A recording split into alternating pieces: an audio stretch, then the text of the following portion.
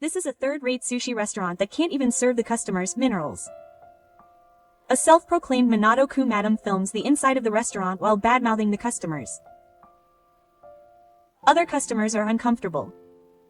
I quickly intervene to stop her. Please stop. And this is the plain proprietress of a third-rate kotobukiya. I'll expose this video on the internet.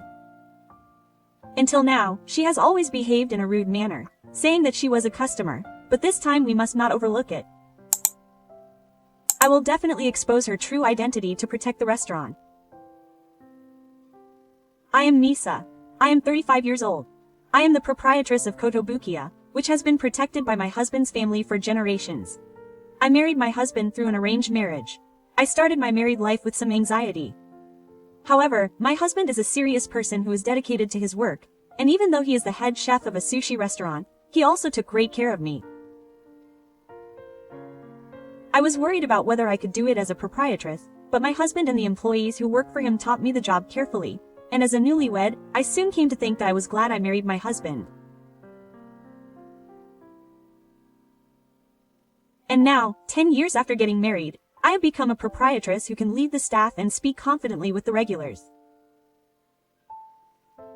All of this is because I respect my husband, who values his work and treats sushi sincerely every day. I have been living a fulfilling life as a proprietress and wife, but recently, I have one thing that has been bothering me. That is, good evening. The usual seat is open. It is Noriko, who has been coming to the restaurant several times recently, who comes in and announces her presence in a voice so loud that it is almost vulgar. She is wearing a one-piece dress that exposes her shoulders, and a heavy-looking long fur coat over it. She is wearing the same armrests as last time, and today she is joined by a handsome man. Noriko is here today because of our Kotobuki restaurant, and recently found us and decided to come here because the atmosphere seems good. Proprietress, please feed my usual good-looking self. Hurry up. Is it the usual? It's the usual. 3 kinds of shellfish. I ordered it last time too. Aren't you a failure as a woman if you don't remember something like that? Understood. I'm sorry I didn't remember the last time. To be honest, Noriko is far from a regular. She only comes here 10 times, and the reason she orders the same thing every time is because of her preference for alcohol. Even I, as a person, can't understand the preferences of such a person, but if I were to argue back, it would obviously be a nuisance to other customers. Anyway, just like last time, I let Noriko and the young boy she was with sit at the counter, the most visible place in the restaurant, and Noriko sat back in a good mood. Now, let's have some appetizers until the Mitsumatomori crab comes out. Hey, landlady, please take my coat. When Noriko took off her fur coat near the counter with a big gesture, the long hair of the fur flew everywhere. On the other side of the counter, her husband, who was carefully preparing sushi as a chef, twitched his eyebrows. And Keisuke, the apprentice who was training next to her husband, showed his deep feelings on his face. A young man next to me tried to take Noriko's coat, but I quickly held it out. I'll take it. It's a special date after all. I hope Noriko's boyfriend has a nice time. I smiled and Noriko handed me the coat with a polite attitude and laughed loudly. Oh no. This guy is not my boyfriend. He's my good-looking guy. Ah, ha. Good looking. You see, I'm an independent woman who owns several properties. I don't want a clingy relationship with a man. That's why I've never brought a specific guy with me. They're all outside of my good looking. Do you understand? Anyway, please enjoy both of you. Noriko was talking loudly about vulgar things. I tried to move away from the counter where Noriko and her ex-boyfriend, the good-looking guy, were sitting, so as not to say something inappropriate and provoke him. But Noriko still held my arm tightly and continued to chatter away. Unlike a lover or boyfriend, I'm not tied down, so I can have a different one every day. I'm jealous, right? I guess it's the privilege of an independent, wealthy lady. I see. It's like a story from a different world. Right? You're not like you, who's hanging on to your fancy husband who runs a sushi restaurant in a place like this. If she was bragging or talking about her lifestyle, I might have been able to let it go even if she was a little quiet. But Noriko always tries to dominate me, even though she only comes to the restaurant a few times. It would be fine if I was the only one who felt uncomfortable, but Noriko's voice is loud, so that all the customers in the restaurant can hear it. No one comes to a fake sushi restaurant looking for the noise of the masses. I worry every time about being a nuisance to other customers, but I can't treat Noriko forever because she's also a customer, so I try my best to deal with her on the days she comes to the restaurant without ruining the atmosphere. This sake is delicious. Hey chef, please hurry up and serve the sushi that goes well with this sake. Understood. Even when ordering from her husband, Noriko always speaks in a bossy manner. My husband is not the type to get upset over something like this, so I'm not worried, but I do worry that he might make other customers feel bad. I eat and ate. Good looking and I are finally full. Bring the meat and greet quickly. Rubbing her rounded belly after eating, Noriko finally stood up. I felt relieved inside, and when I handed Noriko a fur coat, she burst out laughing as she took it. Even so, you're the proprietress of Shino in Minato Ward, but you're pretty plain. Why don't you wear more flashy makeup? Flashy makeup doesn't suit the restaurant. I see. Maybe your husband is just using you around and you don't get any pocket money? Sushi isn't as profitable as you might think. Noriko, perhaps because she's drunk, further encouraged me. Hey you. On the other side of the counter, Keisuke, the apprentice, tried to lean forward as if he couldn't stand it anymore. My husband and I shook our heads in silence. Thank you for coming to our restaurant today, Noriko. Please be careful on your way home. I was smiling no matter what she said, and Noriko, without any hesitation, gave me a sushi roll. Oh, that's right. I've been to every sushi restaurant in Minato Ward, but the fish at this restaurant seems a little fishy. Make sure they fix it before I come next time. Even my husband was surprised, but Noriko left the restaurant with a rude remark and looked good as she left the restaurant satisfied. What's wrong with her? After the restaurant closed, Keisuke brought up Noriko with a look of regret. All the fish our chef buys is delicious, and we make it and serve it before it starts to smell. Keisuke. There are all kinds of customers. If you get angry just because of something like that, you won't last. That's right, Keisuke. He may be noisy and say rude things, but he is a customer who eats sushi properly and pays for it. If we do our job honestly, he will become a real good customer someday. When my husband and I realized this, Keisuke became popular. Is that so? Ah, so let's hone our skills so that we can serve sushi that Noriko can't find fault with the next time she comes to our restaurant. Chef. Yes, I'll do my best too.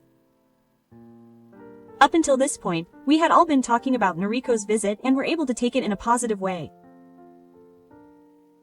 We didn't know that Noriko would do something like that later. A week later, Noriko came to the restaurant again. This time she brought a handsome guy with her. But today the boy next to Noriko was shining like an idol, so much so that the other customers at the table turned their heads. Noriko was obviously excited, and it seemed like she was very proud of having a super handsome guy with her. Hostess, I'm here again today. The usual thing at the usual seat. Hurry up. She handed me her fluffy, long-legged fur coat as if tossing it, and walked to the counter with her arms wrapped around the handsome man. Hey, I'm sure you like wine, right? Let's drink wine. Let's order a lot of your favorite things today. He's probably one of those good-looking people who don't have a clingy relationship. However, no matter how you look at it, Noriko is obsessed with the extremely handsome man and is strangely whiny. I had a bad feeling about this from the moment. The wine is delicious. I can drink it all. Noriko, who is lovey-dovey with the young boy sitting next to her, gulps down wine one after another. Her complexion doesn't change, so it's clear that she is in a good mood. Her voice and posture are louder than usual, and she is always trying to be polite to the handsome man sitting next to her. I could have just about tolerated it as a lively customer. It was a bit too much. This wine goes well with cheese. I know the gourmet food of Minato Ward, so I can trust you. Serve a cheese platter. Yes. My husband was stunned when Noriko suddenly started making an order that would never be possible at Kotobukiya. I hurried over and smiled at Noriko.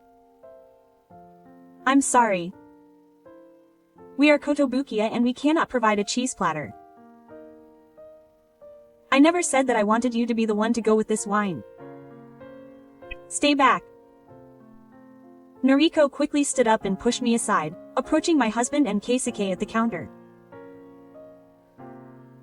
You say there is no cheese platter. You're kidding me. Most restaurants around here have it ready. As the proprietress said earlier, we are Kotobuki, so it doesn't matter.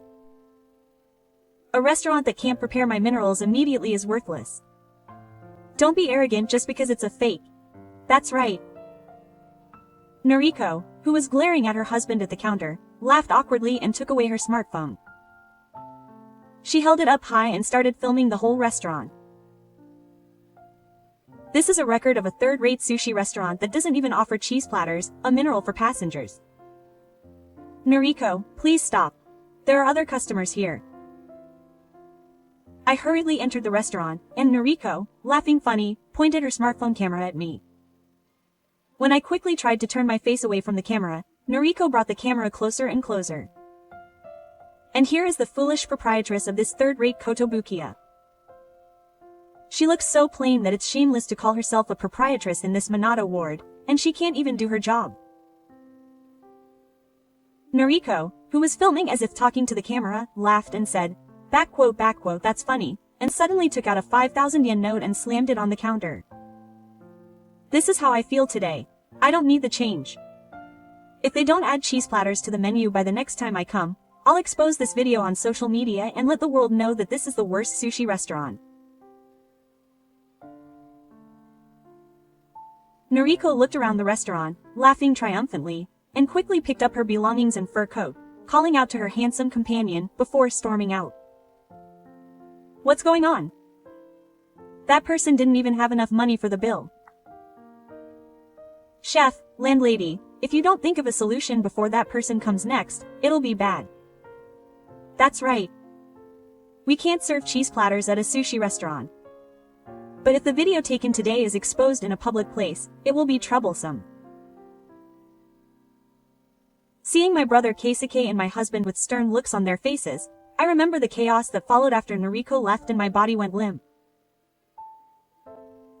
I made other unrelated customers feel uncomfortable in one customer's car. I politely apologized to each of them, and served them fine sake and other drinks before they went home, but if this continues, Noriko should just do it. But if they hold a grudge and misuse the video, it won't be possible. As my wife and I looked gloomy, Keisuke said in a bright voice that he was about to have an idea. I have an idea for a good way to shut him up. He was a half-god, but my husband and I listened to Keisuke's plan with a desperate heart. Keisuke's plan might work. Why, yes. But won't it be a burden on Keisuke? No, the chef and Mr. To have always treated me well, and this restaurant is important to me. I'm more than happy to hear that from a young man who came to train at the sushi restaurant we have worked so hard to protect. I was about to collapse because of Noriko's fuss, but I will never forgive her behavior that tries to lower the reputation of our restaurant. I will definitely make her regret doing the all-you-can-eat for a month. It's not a good idea to ask me about your plans to come to the restaurant just to make me popular. I'm sure she regrets not being able to prepare a cheese platter. That night, Noriko came to the restaurant. We assumed that the restaurant would be noisy on the day we were going to get rid of Noriko, so we asked her when she would come to the restaurant. On the day that Noriko-san declared that she would be coming, we decided to close the store so that no other customers would come. It was a negative for the store, but we decided that we had to do this much to keep our fake reputation. I'm glad that I gave the customers contact information. Noriko-san came to the store today with a handsome man I'd never seen before, and I was excited thinking about our plan. That's why they'll have a cheese platter. Serve the wine from the other day too. Do you think that Keisuke-san and my husband's disciple have completely admitted to our fire and are going to apologize to you? Noriko-san leaned over the counter arrogantly. There is no cheese platter though. When my husband opened his mouth with a strange look on his face, Noriko-san got angry and slammed the counter hard. That's not what we said. Well then, I'll spread the video from the other day. Please include today's story as well. This store doesn't listen to even the smallest wishes of its customers. I want everyone to know that they're just being arrogant. That's not very arrogant at all. When Keisuke muttered something, Noriko's juices became even more wild. What? You look like you're still in training. I'll spread the word that you're an incompetent apprentice and ruin your future as a sushi chef. As Noriko's mood heated up, I approached her with a special dish on a plate. There is no cheese platter, but the chef has prepared a special dish for Noriko. It's a special dish for me. Please enjoy all. Cheese snacks topped with tangled cheese and served with camembert cheese. When I told her the details of what was on the plate in my hand, Noriko's face turned pale. WH, how do you know the name of that dish? It's a dish. Keisuke, my husband, was puzzled as he combined cheese, and he grabbed his face at the strange food that was mixed with cheese. However, it seemed that my voice was no longer reaching Noriko. When I placed the food on Noriko's seat, she stood up timidly and distanced herself. That's because only I and one other person should know about the existence of this dish. Why? How can the chef of this restaurant make it? I told him. Noriko's doubts were immediately answered by a man who came out from the back of the restaurant. Noriko's jaw dropped when she saw the man, and she reflexively tried to run to the exit. I quickly stopped Noriko as if to win the race. Then, for some reason, the boy who came with her also held Noriko's bag containing her valuables as if it were a hostage and refused to speak. Wake up! What is it with you guys? What are you doing to our customers? And besides, I'm a madam from Minato Ward. As she was about to introduce herself as a Minato Ward madam as usual, Noriko awkwardly glanced at the man and mumbled something. Minato madam, you said something like that outside? The man looked at Noriko, and she blushed and muttered something under her breath. The man ignored Noriko and bowed deeply to us. I'm really sorry for causing you trouble. The earnest-looking man was Noriko's husband. Noriko acted as if she was single, but in fact she was a full-time housewife and her husband paid for all the food for our house with his salary. That cheese-filled menu is Noriko's husband's favorite, isn't it? When I asked her, Noriko just glared back without saying a word. Instead, Noriko's husband sighed and answered me. Both Noriko and I love cheese, and we met at an all-you-can-eat cheese matchmaking party a year ago. At the time, I thought we would have a happy life together if we got married because we had similar tastes in food and were unique people. But Noriko, perhaps feeling reassured by her husband's gloomy look, resumed her usual bossy attitude. "Oh, you're having fun living with me, aren't you? You're happy, aren't you? You, who had a complicated single life, are living with a good woman like me. I wish you'd be more grateful. I didn't expect that you'd eat up my savings and earnings in just 6 months after we got married. And I don't want you to be the only one to call me a complicated single." Is anger seeping into Noriko? Noriko's husband shakes his shoulders and gets even more angry.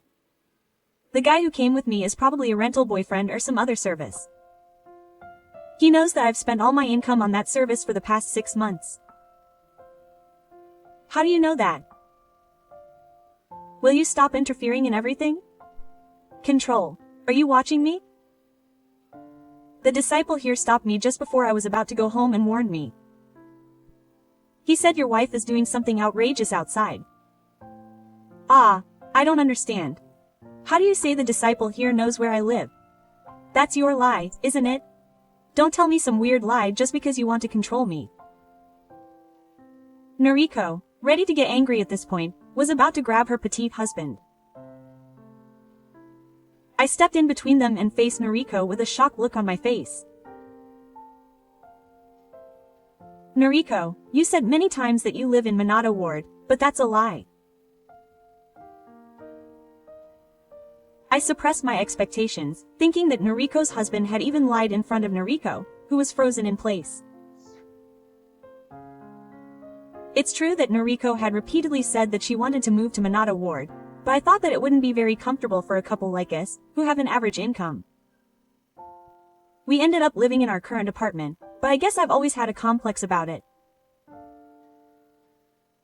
No, the word complex doesn't suit me. But more importantly, how does someone from a sushi restaurant know where I live? Oh, that's because I already knew. Yes, it was her apprentice, Keisuke, who raised his hand. In fact, on the day that Noriko left like a storm after filming the video, Keisuke told me that he might know Noriko's true identity. Keisuke repeated what he had told us at that time in front of Noriko, her husband, and the handsome man she was with. There is a discount supermarket near the apartment where I live, and there is a famous lady there who always harasses the employees, demanding that they give even more discounts on discounted items, and I had always thought that she looked familiar. As soon as Keisuke started to talk, Noriko's face turned pale again. She muttered, "Stop, stop," but Keisuke continued talking without paying any attention to her. I didn't recognize her because she was wearing no makeup and a tattered t-shirt, but when I saw Noriko's face getting angry at our sushi restaurant that day because she wanted cheese, I finally realized that the famous lady at the supermarket was Noriko. No, you're wrong, stop it. What's more, the couple lives in an apartment that costs as much as my parents, where I live. I was really surprised that we were walking home from the supermarket exactly the same way. Thanks to that, I was able to easily talk to her husband. Ah, that apartment has been renovated and is spacious, but the rent is cheap, which is great. It's also easy to get to the city center. Yes, it's a bargain. I didn't like the way Noriko's husband and Keisuke got along well. Noriko looked back at her handsome companion in a panic and shouted in frustration. Don't talk about everyday things in front of good-looking Ga. Actually, that disciple was pushing me around. It's a crime, it's a crime. After all, I'm going to put that video on the internet, and I'm going to make a big deal out of what the disciple did to me. If you say something like that, isn't it Noriko who will be in a bad position? I calmly warned Noriko. Noriko glared at me as if she didn't like my words, but I couldn't help it. It was a threat to expose the video that was taken by force if I couldn't get cheese at Kotobukiya. Besides, Keisuke wasn't stalking me, he was just living his life according to his own right to live. Do you understand? You're acting all high and mighty. I don't talk down to her just because she's the proprietress of Kotobuki in Minato Ward. I've never chosen her just because she's the proprietress of a particular kotobuki. It's not where you live that determines a person's dignity. How you behave is what determines a person's dignity. In the end, he gave her some harsh words like a lecture, and Noriko just opened her mouth and died. Looking at his wife with a look of dismay on his face, Noriko's husband calmly brought up the matter from now on. I've had enough of Noriko-kun causing trouble for the people at Kotobuki and not even trying to apologize. I can't do this with you anymore. I'll hire a lawyer and get a divorce under your own name. What? How can you make it your own when you just used the common property of a marriage?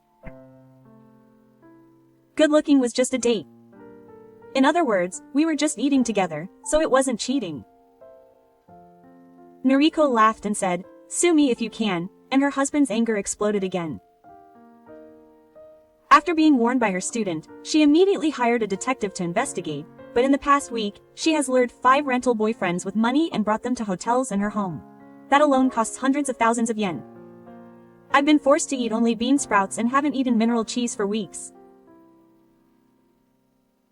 This can't be helped, as I needed the moisture of a woman to stay beautiful. It's a necessary expense. What's a necessary expense? It's just a betrayal. I'll definitely squeeze out all of your spent savings and compensation for the illicit act. Her husband is angry, but Noriko doesn't seem to have thought it would become such a big deal, as she mutters coldly and is about to faint. I should have told her what I needed to know before she fainted. Noriko, you're no longer our customer. If you don't delete the video right now, we'll scold you where we should. I'll delete it. See, this is fine, isn't it? So you'll never appear where we should scold you. It seems she wanted to prevent the amount of money she had to pay from increasing any more. Noriko quickly deleted the video from her smartphone. If you back it up and save it somewhere, we won't be lenient if you leak it to the outside. When he puts in a final, just to be sure, Noriko's face turns red and she stomps her own feet. Hey, everyone's really fussy about small things. You should try to get a divorce if you can. I'll show you that I'll definitely get away with both the divorce and the payment of alimony. With that parting shot, Noriko suddenly ran out of the store. Seeing this, her good-looking ex-rental boyfriend muttered something like it would be impossible to get her to fall to the floor, and chased after Noriko at an incredible speed and left the store. When the store finally quieted down, Noriko's husband's stomach growled. Would you like something to eat if you don't mind? Her husband suggested a seat at the counter, and Noriko's husband sat down, tears in his eyes. I decided to let Noriko's husband, who was fighting with Noriko without eating anything, enjoy cheese snacks topped with mineral mozzarella cheese and camembert cheese to his heart's content. I later found out that Noriko was a troublesome customer who would try to persuade boys who were only allowed to go on dates to come to hotels in her house as a rental boyfriend. The fact that Noriko had wasted money and gone to a hotel with a private man was evidence of her malicious misuse of assets and irregular acts, and it seems that Noriko's divorce was finalized and she was ordered to pay alimony to her ex-husband and convert his savings. Furthermore, it seems that her rental boyfriend was having fun on the street, and she is being chased by bills for things that she thought she had paid. Now she is even further away from Minato Ward, working day and night, and is being chased by bills for alimony and debts. I really think that the reason Noriko can't eat anything, let alone mineral wine and cheese, is because what she did to her ex-husband is coming back to haunt her. If she had known that she would never have hired a rental boyfriend, never behaved like a shy person, and only occasionally ate our sushi with her husband, her life would have been completely different. I can only imagine this, but with that personality, she would have had to give up somewhere and make her husband fall in love with her. Noriko's ex-husband became a regular customer of ours. Noriko's ex-husband was an employee of a company that deals in the tourism industry for foreigners. He suggested to the company that our restaurant be included in tours for tourists who want to taste authentic Japanese sushi. Thanks to this, our restaurant is more popular than ever, and both my husband and I scream with joy every day. There is one more happy thing that happens in these busy days. I am pregnant. My apprentice Keisuke has become more reliable and has told me to leave the restaurant to him and the chef. My husband is more motivated at work than ever, but he is also concerned about me and does his best to do the housework he can in between his busy schedule. Noriko seemed to be jealous of me just because I was a woman living in Minato Ward, but no matter where you live, as long as you cherish your family and the people around you, you can create a unique environment. I'm grateful to Noriko for making me realize that.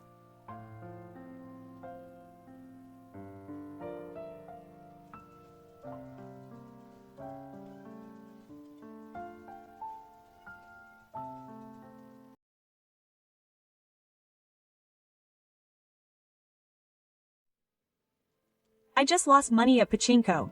Just buy it for 100,000 yen. The person who only sees me as an ATM is my real mother. Even though we are related by blood, I don't think of her as a parent.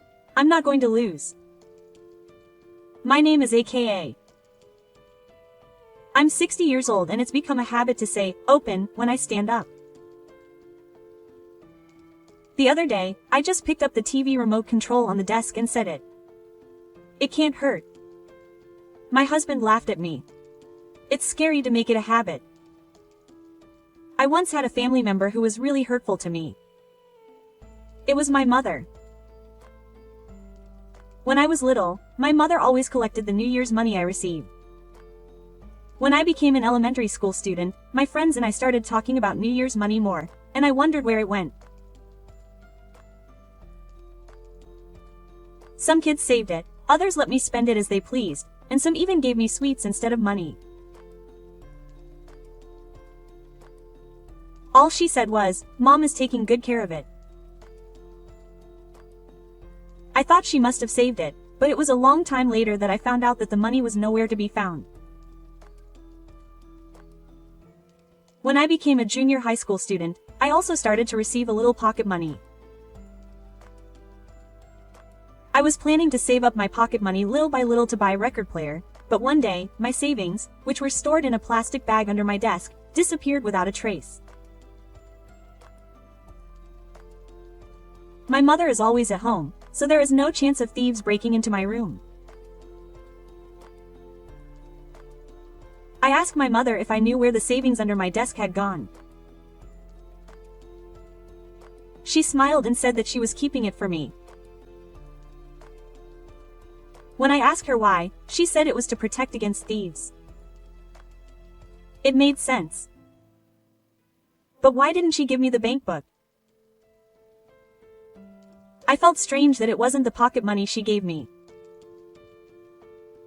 Thank you, Mom. Then from now on, I want to put my pocket money in the bank book myself, so please teach me how to use the bank book. No, it's a lot of money now. You're just a child and you can't manage it. First of all, you haven't even been to a bank yet. Children shouldn't manage their money. My mother spoke in a gentle tone, but her eyes widened as she spoke, and I couldn't help but cringe. It's true that I've never been to a bank and I don't even know how to put money in a bank book. It's true that I'm a naive child. It's certainly scary to have a large amount of money, and there's no way my mother would say something wrong. I thought so, and at the time I understood. But I only saved 10 yen coins in a plastic bag, and it wasn't enough money to worry about. After that, when my savings accumulated, my mother said she would regularly deposit them without my permission, and she wouldn't tell me how much money I had saved. She wouldn't even show me my bank book. By the time I was in the third year of junior high school, my friends told me that it was strange, and I could no longer ignore the strangeness of my family, which I had been feeling was faint. As I got older, I became interested in cute hairpins and acne lotions, and I began to want money. I thought that if I earned money myself, there would be no problem, so I started working part-time after entering high school, but the morning after I received my first part-time job pay, the envelope containing my paycheck disappeared from my bag. I looked for it but couldn't find it, so I asked my parents if they knew about the envelope, but they said they hadn't seen anything. However, my mother answered coolly that she didn't know, and my father had a tense face next to her. He definitely knew something. Considering the events up to now, I'm sure my mother took my pay. I was worried about whether I should question my father, but I couldn't ask him because I thought he might sneak in. I was so frustrated that I had no choice but to cry about the loss of my first month's salary, but I thought about how to hide the second month's salary somehow.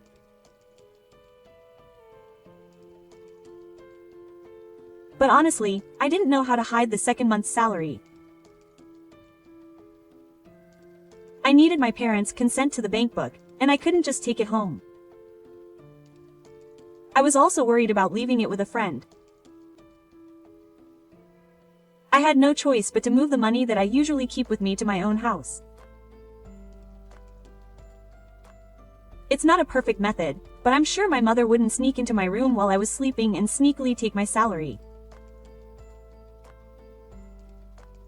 She even kept my pocket money when I wasn't there, so I'm sure it would be fine if I always carried this money with me. It was late that night that I realized how helpless a child's morning was in front of my mother.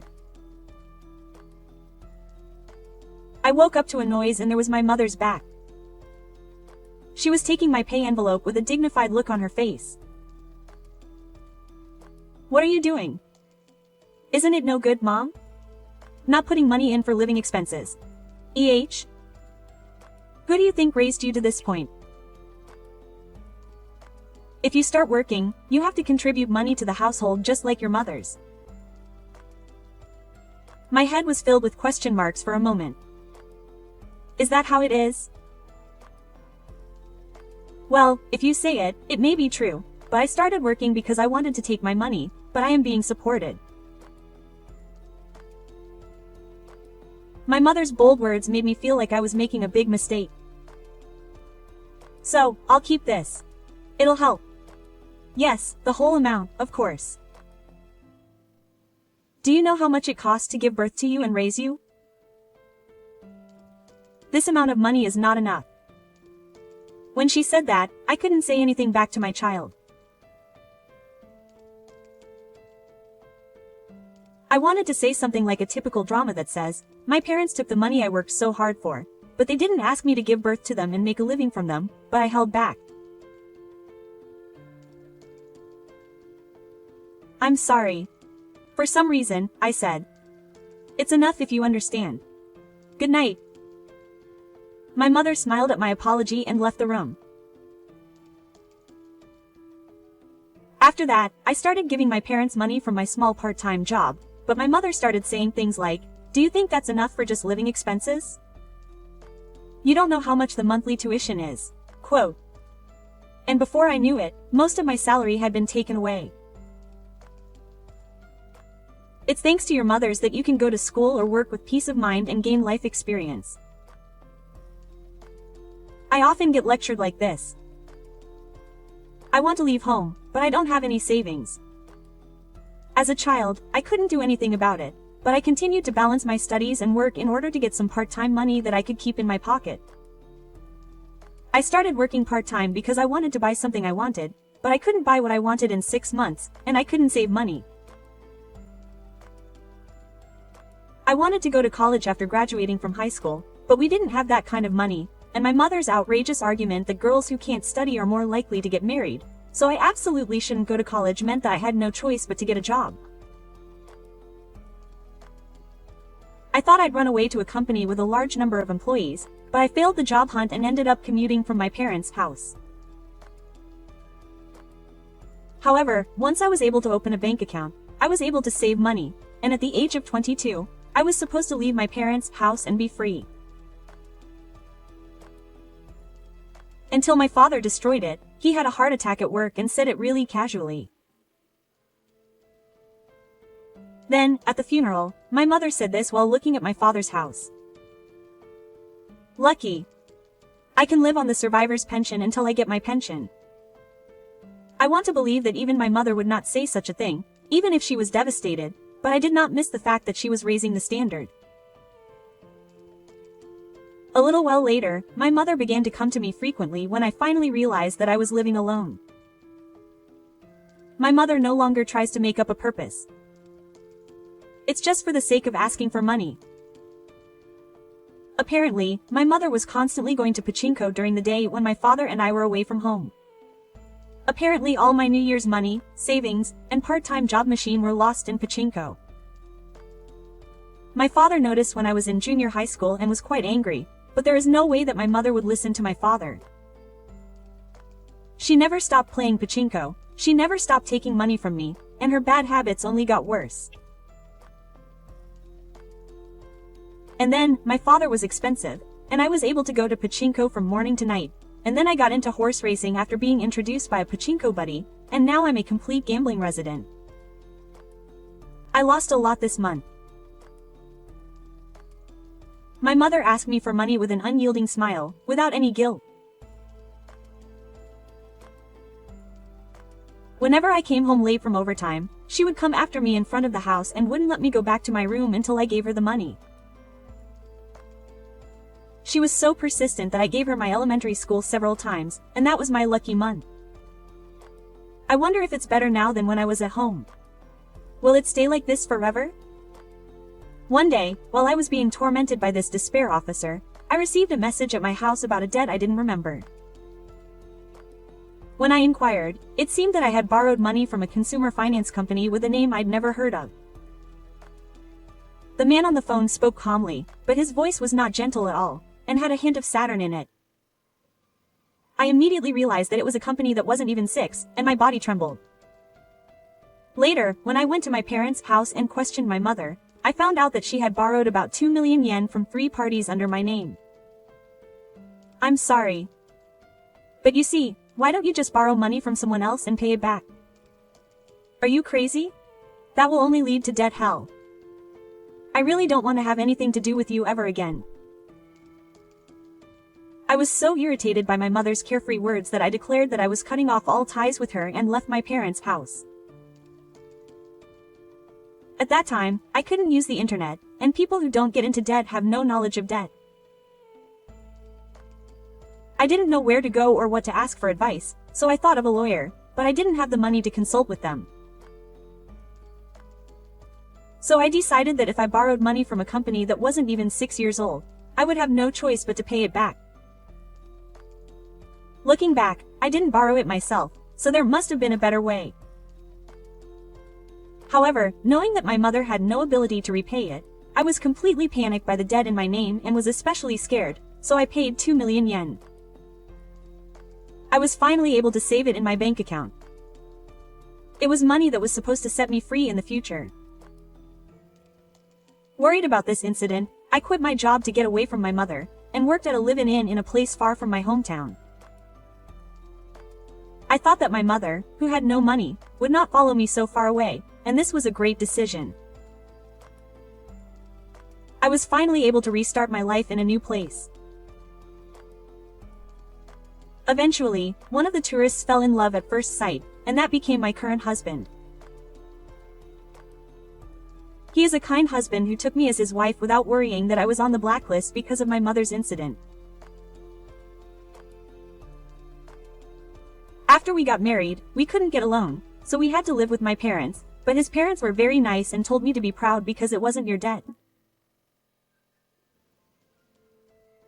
My parents-in-law were the first people to clearly tell me that my parents were at fault, saying, "You're doing a good job even though it was your parents who were at fault." I felt a great sense of relief. Eventually, my daughter was born, the blacklist was lifted, and we had our long-awaited home. One day, my husband, who loves traveling, suggested that we go on a trip because my daughter had grown up. My daughter was overjoyed at this suggestion. I was also excited because it was my second trip since our honeymoon. Just like him, I went shopping for new clothes for the trip with my husband and was excited like a child even before the trip.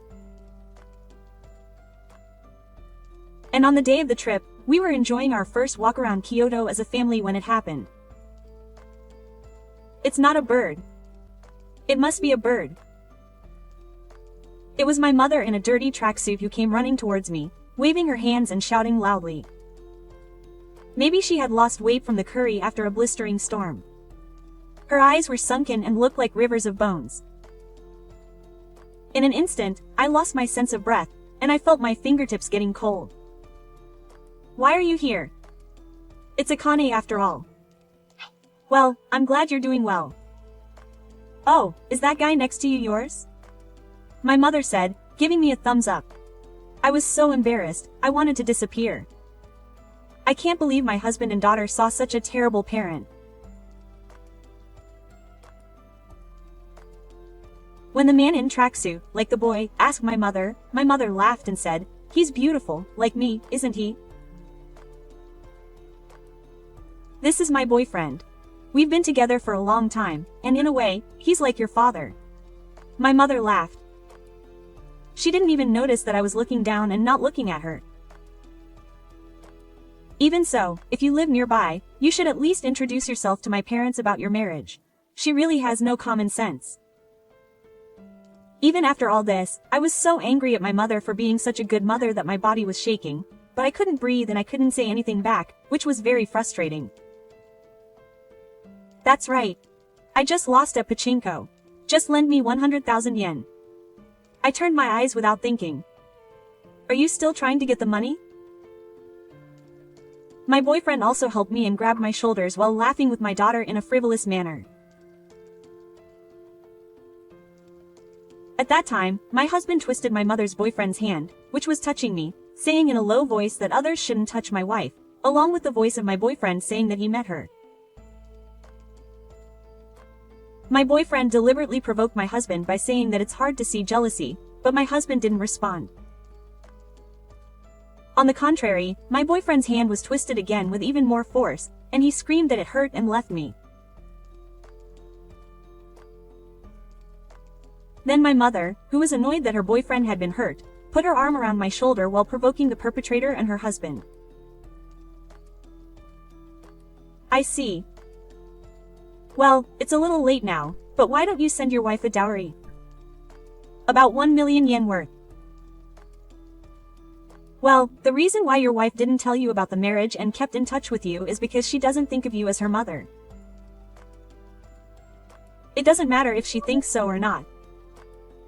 You're related by blood. Do you understand the pain that makes a child want to cut ties with their blood parent? Of course not. I've never even thought about cutting ties with my daughter.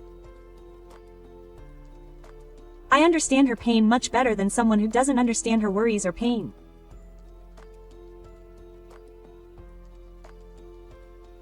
After saying that, my husband looked at me as if to say, "You used to be so cool, but maybe you've lost your confidence a little."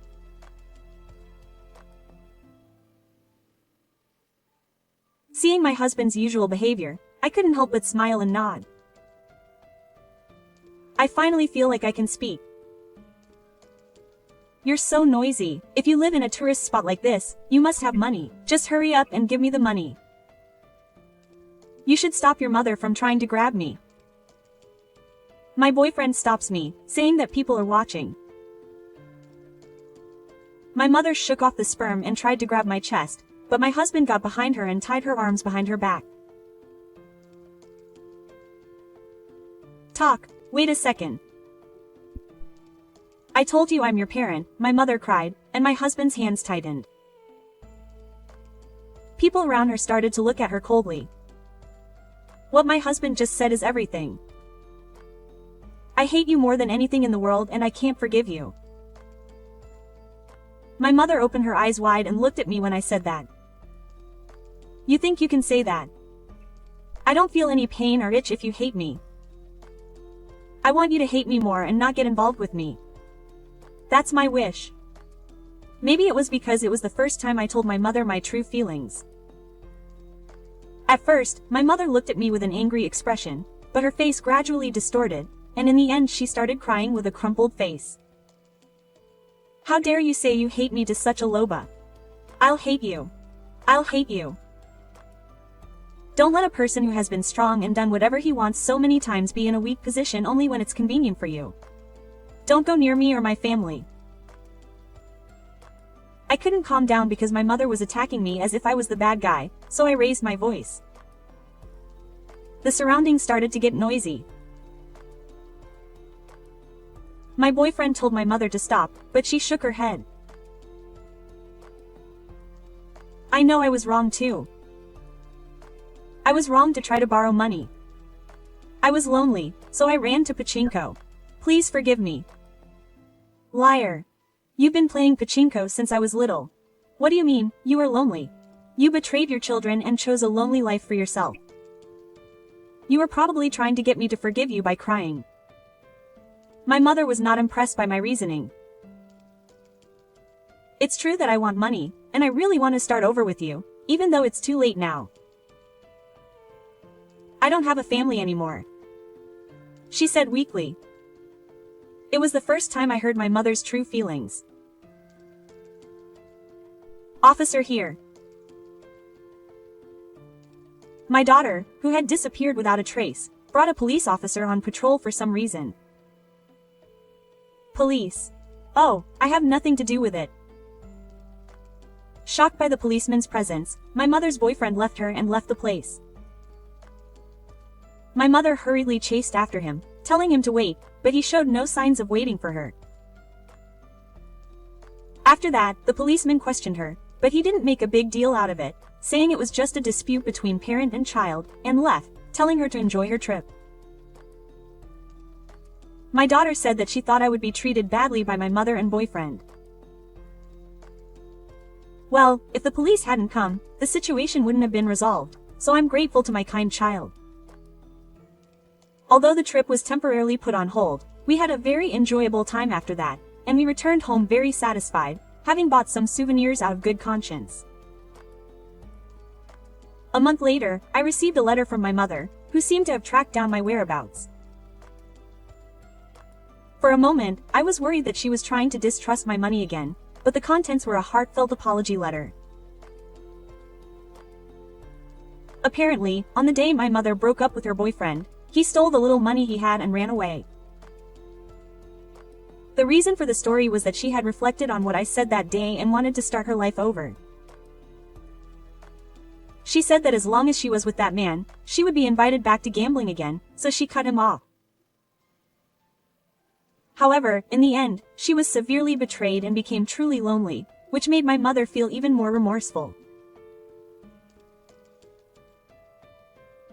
Even though he was a hopeless person, I thought that if he could properly structure it, something might change in our parent-child relationship, but at the bottom of the letter, it said this.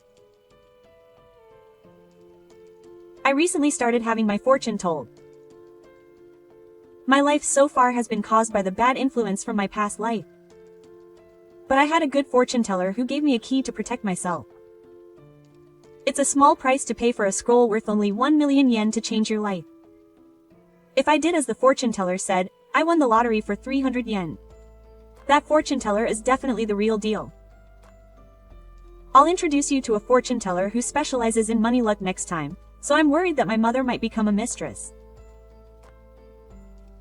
Oh, if you become poor in the future and want to borrow money, you should not rely on your mother because you're already a respectable adult. Well, take care.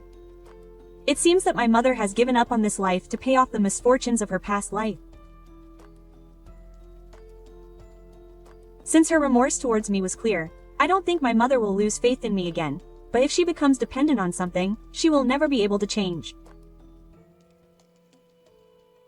To think she would have spent her small pension on a scroll.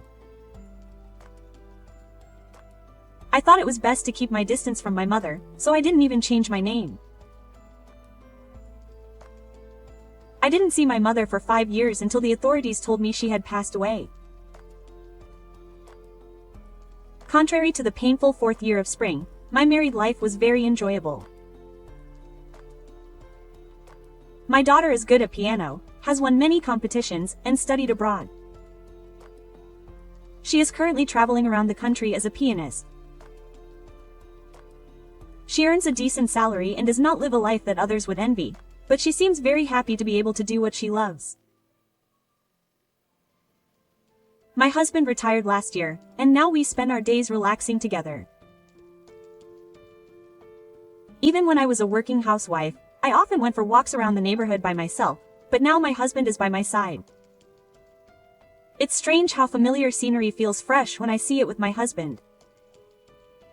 My father-in-law passed away about 5 years ago, but my mother-in-law seems to be getting younger every year, except for the fact that she is now in a wheelchair, and she has recently become addicted to cola. Even though I find that carbonated drinks spicy, she is still a healthy 88-year-old who can eat steak and eat a lot, so I secretly hope that she will live long enough to make it into the Guinness World Records. I didn't get along well with my real parents, but Kiri's parents have become like real parents to me. My daughter has achieved her dreams, and she has a kind husband by her side. I am very happy to have a wonderful life thanks to the people I have met through fate.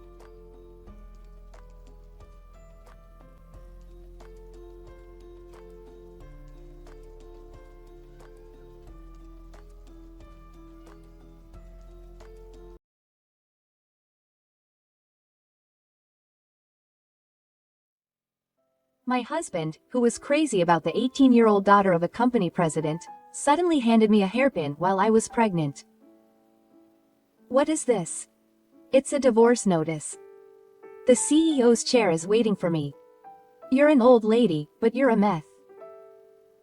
My husband gave me a nasty smile. What, the CEO's chair? Is there such a thing in front of you? I'm Miyako, I'm 47 years old. I hate to say it, but I'm a career woman. But I'm not just focused on work. I have a husband and a cute child.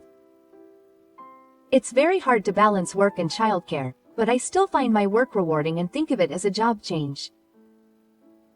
That's why I've been able to continue. However, the 8 years since I became pregnant with my son were full of ups and downs.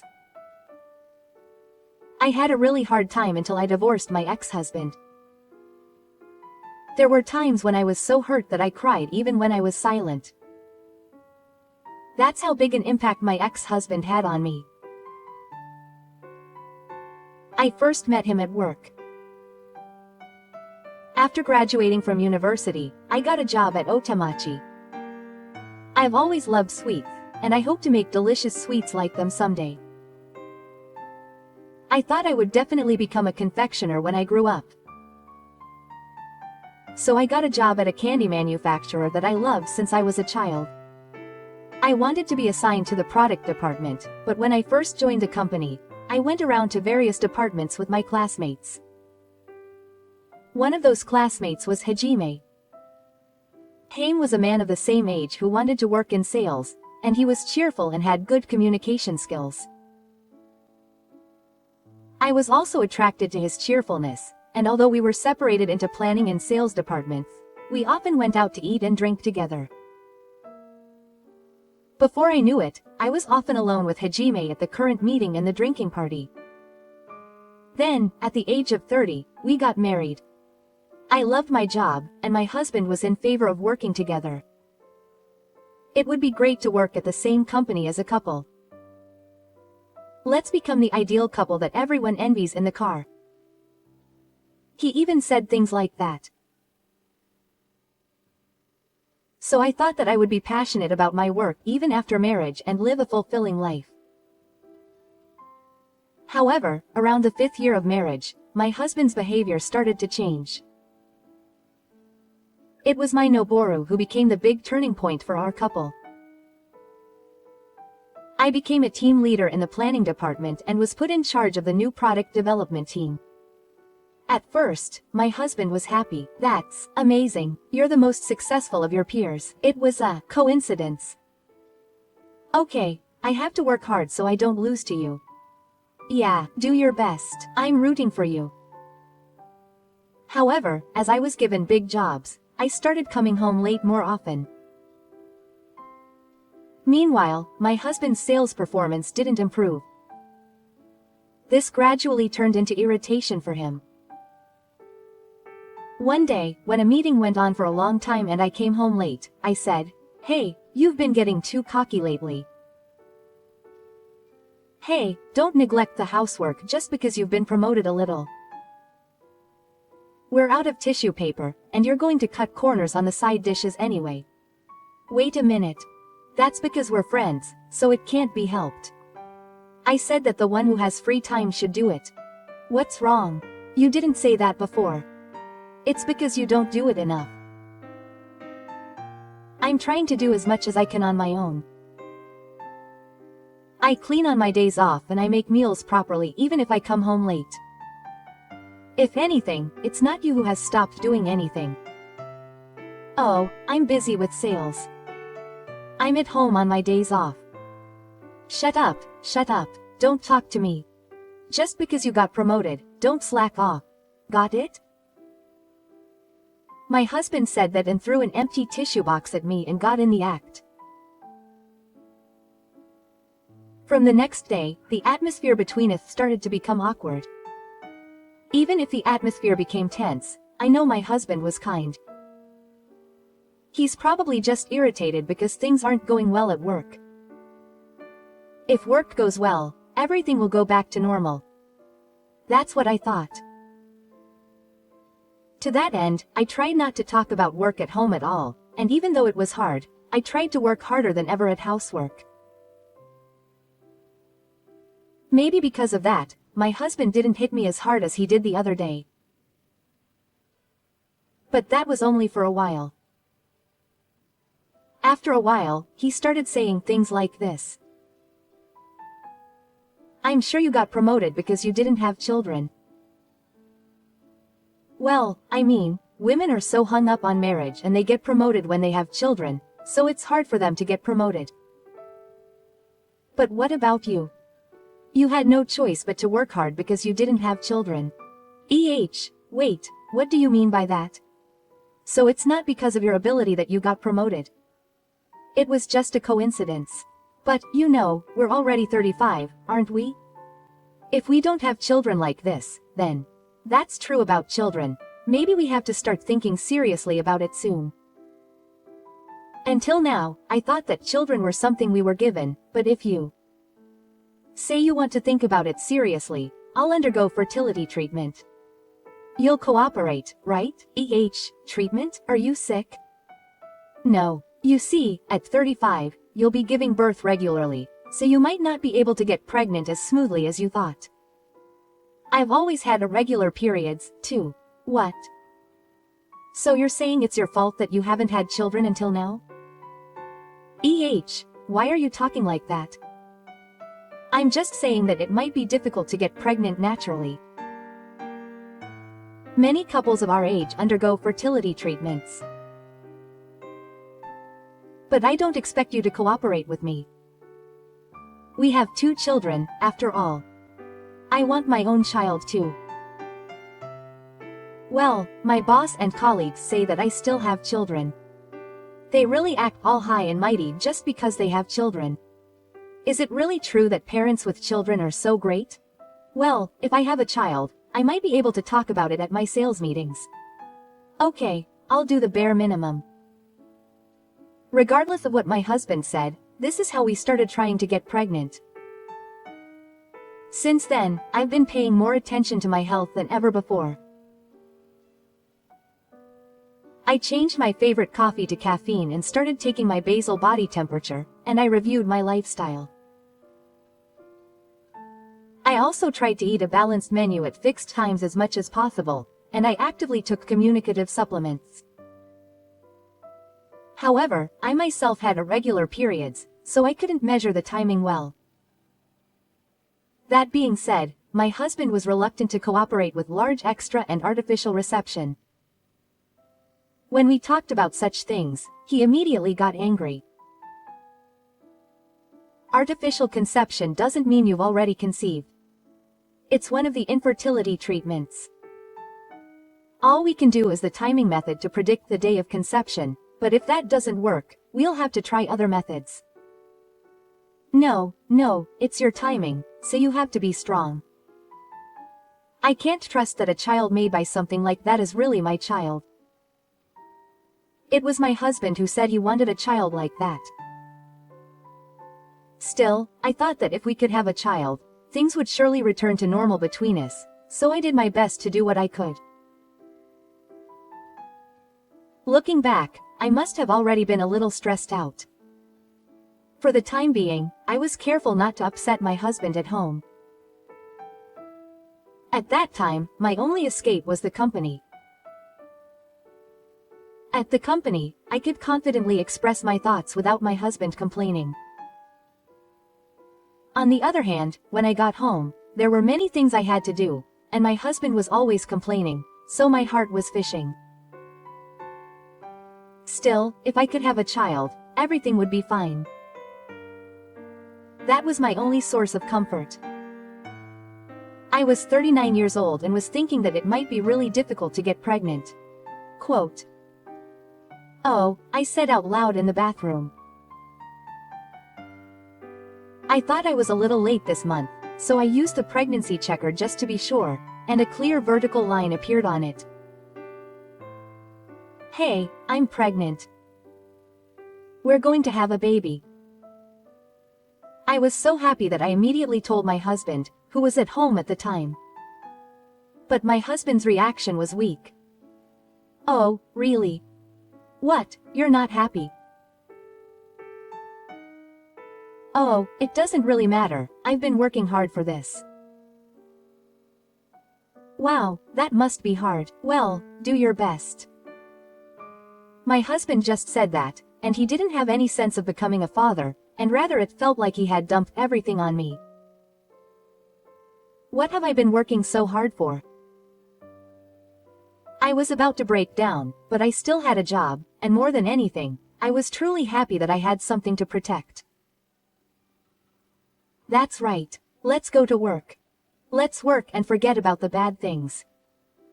I had to earn a good income for my child, so I buried myself in work even more. However, I was often not feeling well, so people around me noticed my pregnancy right away. However, my colleagues and subordinates were concerned about my health and supported me. "Leader, I will put together these documents by tomorrow, so please go up now." "Leader, if you like, please try this carbonated juice." This was the only thing my wife could drink while sitting. So maybe this is easier to drink. I was happy with everyone's support, and when I went to work, I felt more relieved than at home. Meanwhile, my husband, far from caring about my health, started to act more like a king than before. "Hey, sorry about the food. I'm just sitting down and the smell is bad, I don't know about that. Is it just your imagination? Come on, hurry up and prepare it, I'm hungry. Hey, how about some udon? I can make it right away. Ha, I've worked hard all day. You want me to have udon? You're a really bad housewife. Even if you can do a little bit of work, if you can't do the housework, you can't call yourself a good wife. If that's the case, I feel sorry for the baby in your belly. No way, that's enough, I'm going out to eat." My husband left the front door with a bang after saying that. I thought that things would be better between us as a couple if we had a child, and I had been working hard to believe that, but the reality was different. I could see that my husband's feelings were gradually drifting away from me. But there was a child in my belly, and maybe his attitude would change once the baby was born. However, my hopes were betrayed in an unexpected way. When I was 7 months pregnant, the company's founding anniversary party was being held. Since my health had stabilized, my husband and I decided to attend. When we arrived at the venue, the members of the planning department immediately came over to me, handed me soft drinks, and showed me where the chairs were. Meanwhile, my husband immediately went to his boss and was smiling and showing him around. It had been a while since I'd seen him smile, but it seemed a bit fake. As I was watching him like that, someone called out to me. "Matsumoto-san, are you okay with the team?" "Oh, it's the president." It was the president, dressed in a crisp suit, who called out to me. The president is known for his caring personality, wandering around the car to talk to employees and casually showing up to meetings. Thanks to that, the employees are motivated and connected to the plan. The president also often shows up at the planning department, so he knows me. Thank you for your concern. Thanks to you, I've entered the stable period, so I'm in good health. Yes, that's good. Your body is important, after all. Don't push yourself too hard for the sake of your child. Oh, but there are lots of delicious dishes, so please eat plenty for the sake of your baby. Yes, I'll take you up on your offer. Oh, that's right. There's a girl who wants to talk to you, can I introduce her? Yes, yes. The president beckoned to the young woman behind him as he asked me. This is his daughter, Ririka. Wow. The president had such a beautiful daughter. I was surprised. Ririka, despite her young age, had an elegant and calm aura, and I could see that she was well-bred. Ririka has been attending the Faculty of Economics since this spring, and she seems to be interested in how women work. So, when I told her about you, who is active in the planning department, she asked me a lot of questions about you. I thought it would be better to ask her directly, so I brought her here today. Could you please talk to me lightly, thinking of it as a little interview from a student? If it's okay with me. Ririka, nice to meet you. I'm Matsumoto. Nice to meet you. Sorry for the sudden message. When I said I wanted to hear a little bit about it, my father took it seriously. Ririka, you said you wanted to meet me. But I heard you were pregnant, so I didn't think I'd be able to meet you so easily, and, sorry for interrupting you. Miyako, what's wrong? Did you say something rude to the president? While we were talking, my husband interrupted me and said that. My husband asked me in a pretentious manner, glancing between the president and Ririka. It's not Matsumoto. I was the one who made a unilateral request. Sorry, your wife is pregnant. Oh, Ririka, this is Matsumoto-san's husband, Matsumoto-san from our sales department. Oh, since we're a married couple, is it bad to call both of you Matsumoto-san? Oh, no, I'm sorry for the confusion. Now that I think about it, I've been thinking that if Miko were to continue working, it would have been better for the couple to live separately. It's too late now, though. In that case, I think I should start calling your wife Miko-san. So, I just told Miko-san, my daughter Ririka is a student in the Faculty of Economics, and she's interested in women's success in society. So I asked her to tell me about it. Wow. You're so impressive, even though you're young. As expected of the daughter of a company president. Ririka-san, support from men is also important for women to be successful at work. And now that Miko is pregnant, I've realized it again. The importance of men in the workplace. Oh, can I ask you more about that? Actually, I have to submit a report on gender, so I'd like to hear more about it from both Matsumoto-san and Miko-san. My husband, breathing heavily as he spoke about the importance of a man's work, must have been very happy to be relied on by a young girl. He kept saying, Ririka-chan, Ririka-chan, even after we got home. Ririka-chan was so cute. And she ended up calling me Hajime-san. She said I was cool. Am I still popular with young girls? What are you talking about? It's obviously a social example. No, that wasn't a social example. Because she was genuinely smiling at me. Oh, she was really cute. Her hair was smooth and she smelled good. She's very different from some old lady who's got a belly. Are you talking about me? Of course she has a belly. On her belly. But you don't have the youthfulness of Ririka-chan, and you're not cute at all. Oh, why did I marry you? Am I a little drunk? If I was the same age as Ririka-chan. Oh, but Ririka-chan says I'm cool now, so age doesn't matter. So the problem is that I'm married. Oh, if I'm counting on it. My husband muttered this with a sullen look on his face. I wonder if he drank a lot at the party. At the time, I didn't think he was serious about what he was saying. For a few days after that, my husband seemed to be in high spirits, and he didn't say anything mean to me at home. However, about 2 weeks after the party, as soon as he got home, my husband said something outrageous. I met Ririka-chan again today. Where? At Ririka-chan's university. Why? Did she say she wanted to interview me again? No, that's not it. I went to see her personally. Yes. Hey you. And what do you mean by today too? You're not saying that many times, right? I think I go there about once every 2 days. Her dress at the party was good, but her casual clothes are also pretty cute. I wonder? Is it that no matter what she wears, she exudes elegance? My husband was excited and boasted about it. I was horrified by the state of my husband. What are you doing? If you do that, you're bothering me, right? Huh? You're bothering me? Ririka-chan found me and looked happy. She asked me what was wrong, Hajime-san. She asked me if I came again today. No, that's proof that I'm completely bothering her. Stop it. Well, you wouldn't understand now that you're an old lady. That was the expression of a girl in love. She was surprised when she saw me and smiled. That means she was surprised that I came again and tried to smile, right? Hey, did you say that on purpose during work? I was on a sales call. I thought it would be great if I could meet Ririka-chan, so I said that and we met by chance. This is fate. What are you talking about, fate?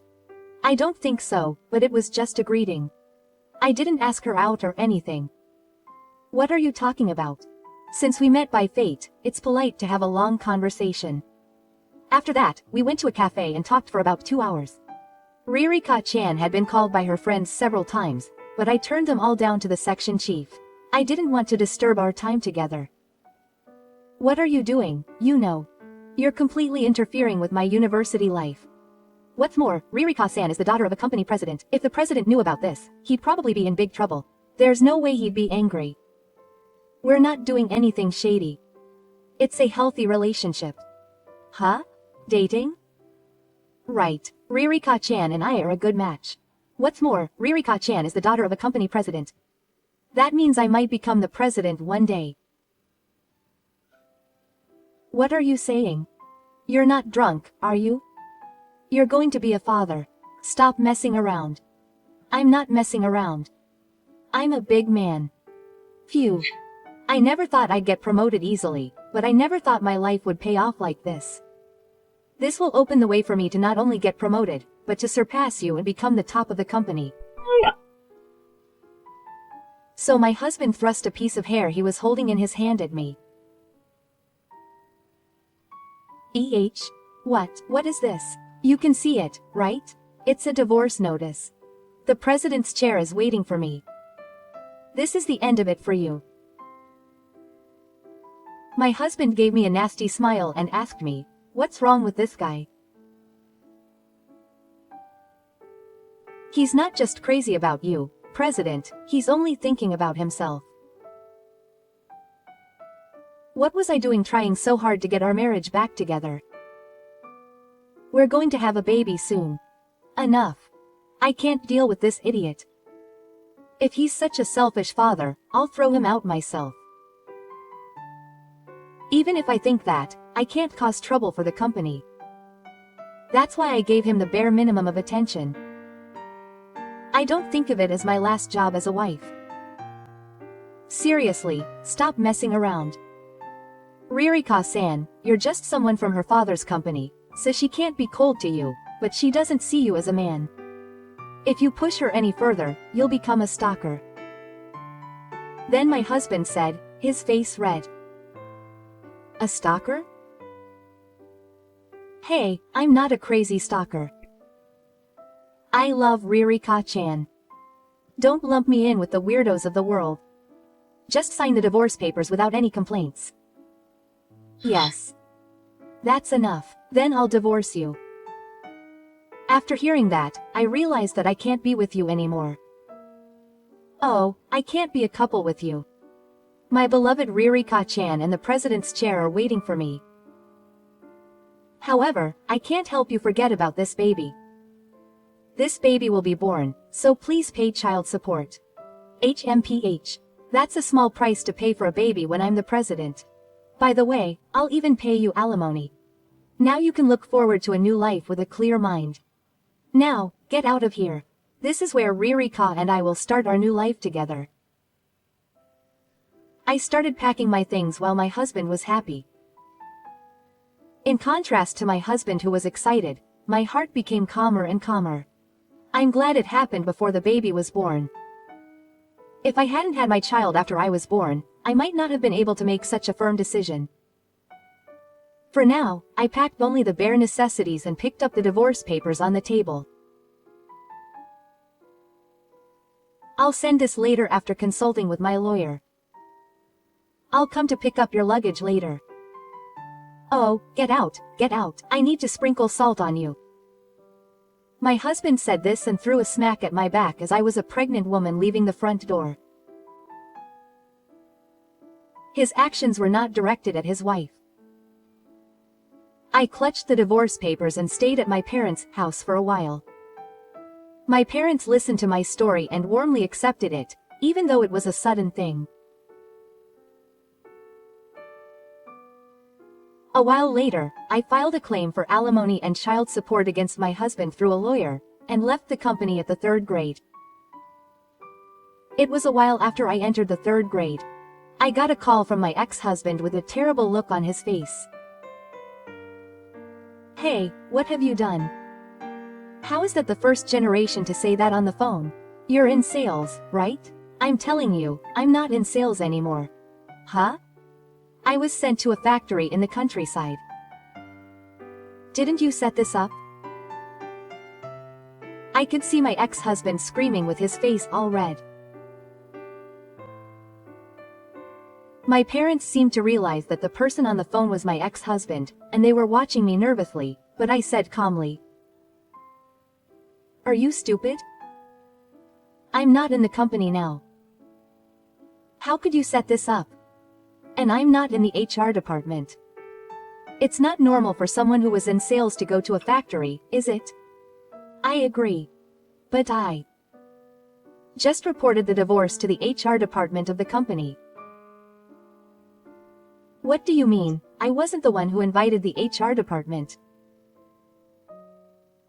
I'm not in the company now, but I know what you did outside of that. You stalked Rika, didn't you? I warned you so much. If you showed up at the university every day, you'd be a full-fledged member of the Tokai. And you called Rika by her first name and chased her around, but you didn't end up in a police case, right?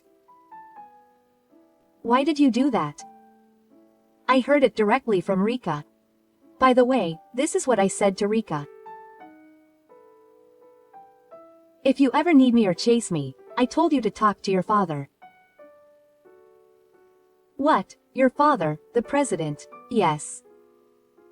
I had originally exchanged contact information with Rika at the party if she had any questions. That's why I checked with her when I divorced her.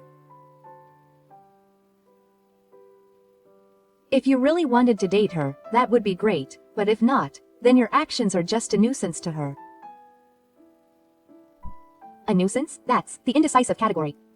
Rika actually said that she was troubled by your constant pestering.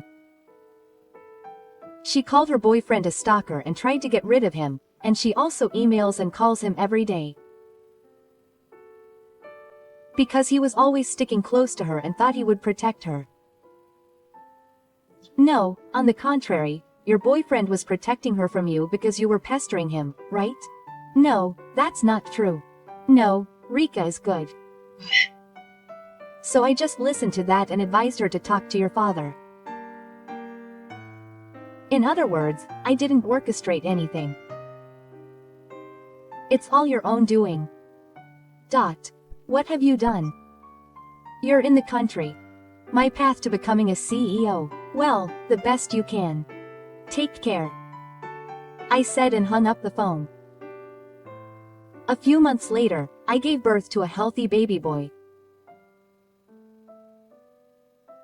8 years later, I was visiting relatives in the country with my son Akinori. Akinori was already 7 years old and had started elementary school. Thanks to that, he was active and would be wasting his energy if he just stayed at home. That's why I thought we should go to the park. It was a sunny day and a rural park, so there were only a few people there. It was the perfect place to let my boy play to his heart's content. Mom, the ball went over there. Hurry up and get it. I'll get it now, so wait a minute. As I chased the ball, it stopped right at the feet of a person who was sitting. Oh, sorry. No way. What's that? Miyako. I looked up in surprise when I heard her name being called, and saw a familiar face. He had gained a lot of weight since the divorce, so he was rounder overall, but it was my ex-husband. Oh, why did you come here to see me, Miko? What are you talking about? It's not that, it's a coincidence. I just visited my relative's house. Why are you here? My workplace is nearby and I just had a break. Is that my child over there? Yes. I see. He's grown so big. I wonder what I've been doing up until now. I didn't get to see him grow up.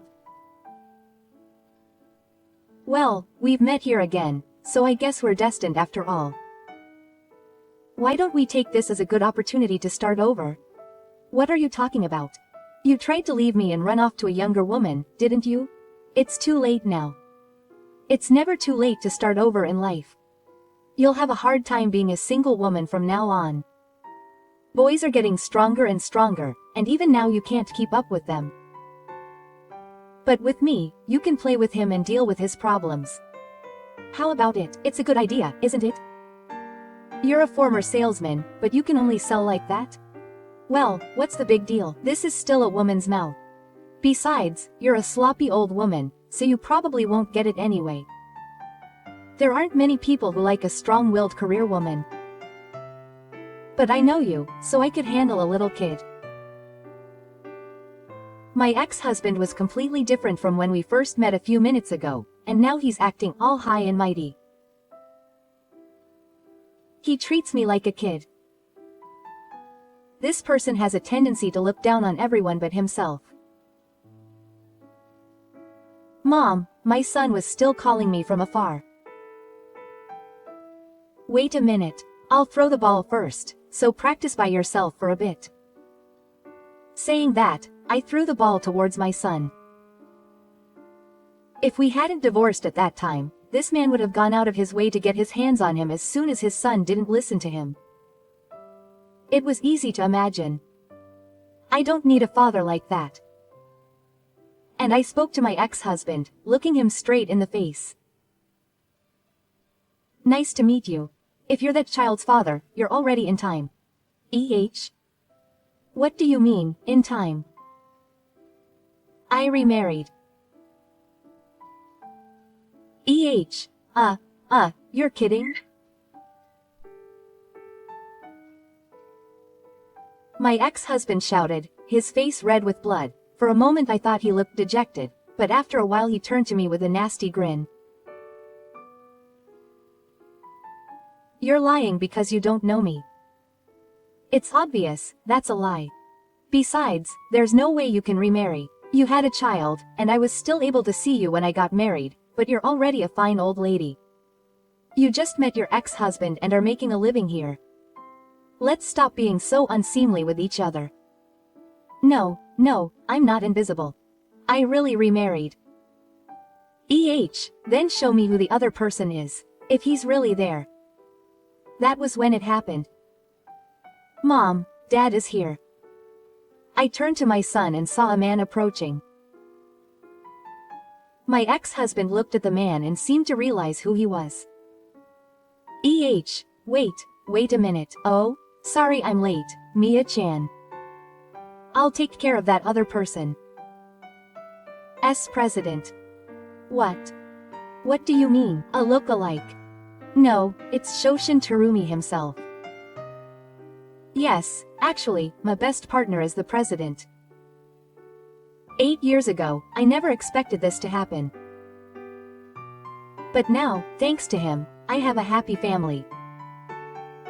Today, I came to visit the president's relatives and brought my son to the countryside.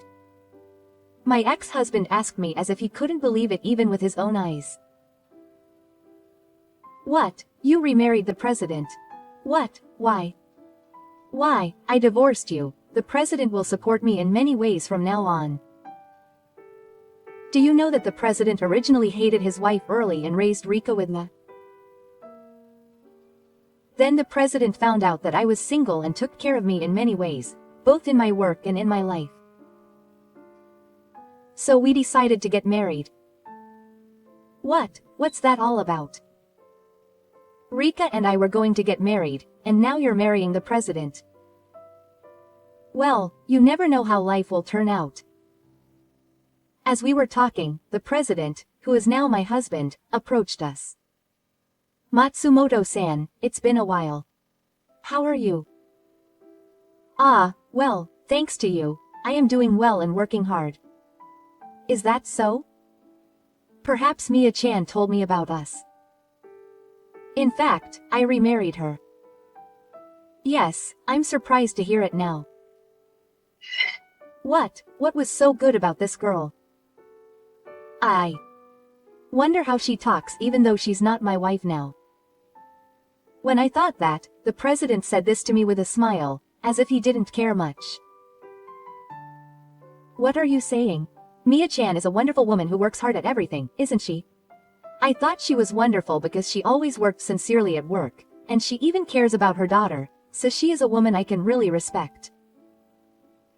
Didn't you notice that? I'll tell you later, I will never forget that you were poking my daughter. If you come near not only my daughter but also my wife again, I will take legal action. Wow. In contrast to the smile from before, it was cool to see him glaring at my ex-husband as the president and my husband. My ex-husband was defeated by the spirit and tried to step back, but he stopped as if he had noticed something. Wait a minute. Does that mean that my son will be the new president? I can't answer that. My son has his own wishes, so we're going to respect his wishes and make a decision. However, even if he becomes the president, you will no longer have anything to do with it, so please don't try to get involved with us in your private life. That's good. And Matsumoto-san, isn't your break time about to end? Yes, it was. Damn, you guys remember that. My ex-husband left the park with a cheesy, "Stay" line, unlike a middle-aged man. Rika contacted me later. She said that there was a suspicious person hanging around her recently. Not only was she followed, but she also received strange emails and silent phone calls from unknown people many times. When my husband heard about it and immediately investigated, he found out that the person was Yasunoshiro Moto. My husband and I called my ex-husband to a coffee shop. At the appointed time, my husband and I were waiting for him, but he showed up wearing a long coat and a bright hat, even though it was spring. As soon as I sat down, my husband started talking. Matsumoto-san said, "Please don't get involved in our private lives." Well, I saw the way my ex-husband said it, so I asked him, thinking, maybe you're still aiming for the CEO's chair? Oh, it seems like you're just hanging out on the street.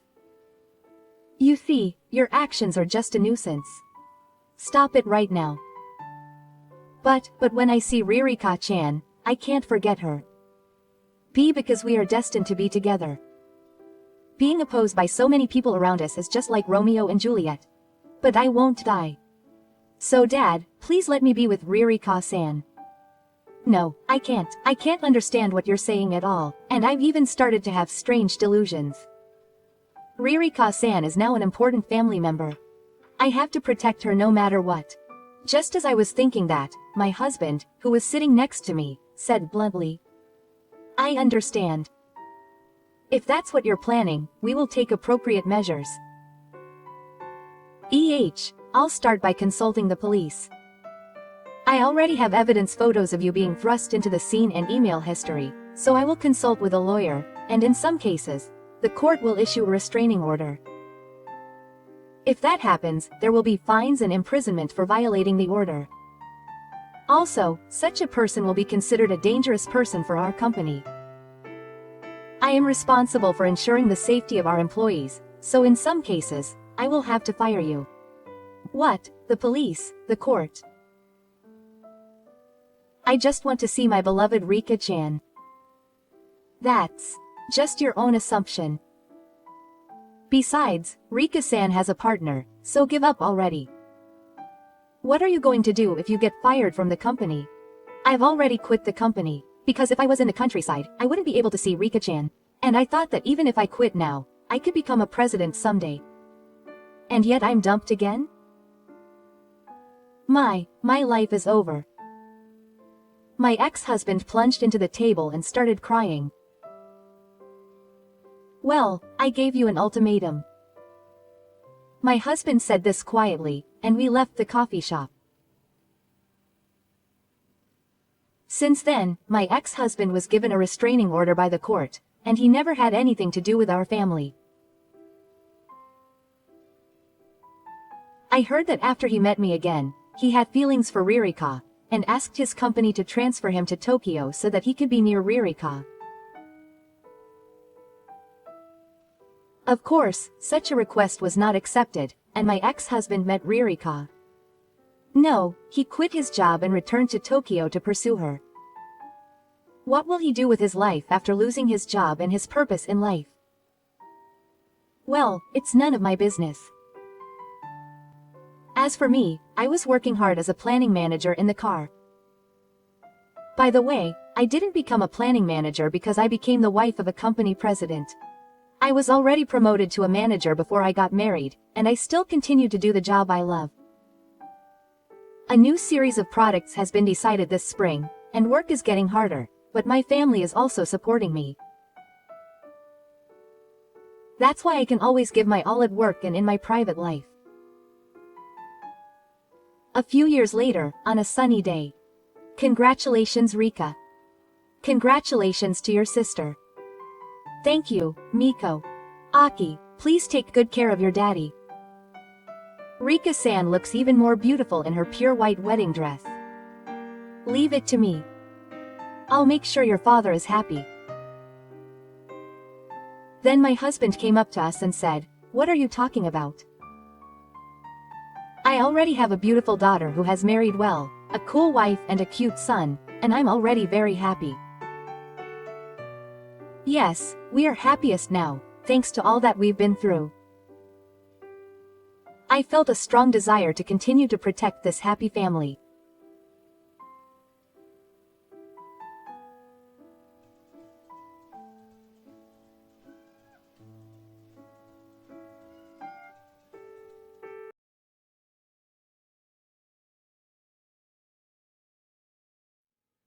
なんで母さんへの仕送りが10万なんだ。たった10万と怒鳴りつけてくる夫。私はもう限界だった。その紙のお母さんの口座の中身、よーく見ることね。と言い捨てた。私は恵子、42歳。仕事はお豆腐屋さんでパートをしている。息子が2人いて、中学2年の健太と小学校6年の浩二。夫は和也、43歳。和也には母がいて、ひろみさん、67歳だ。ひろみさんは夫を亡くして以来、一人暮らしをしている。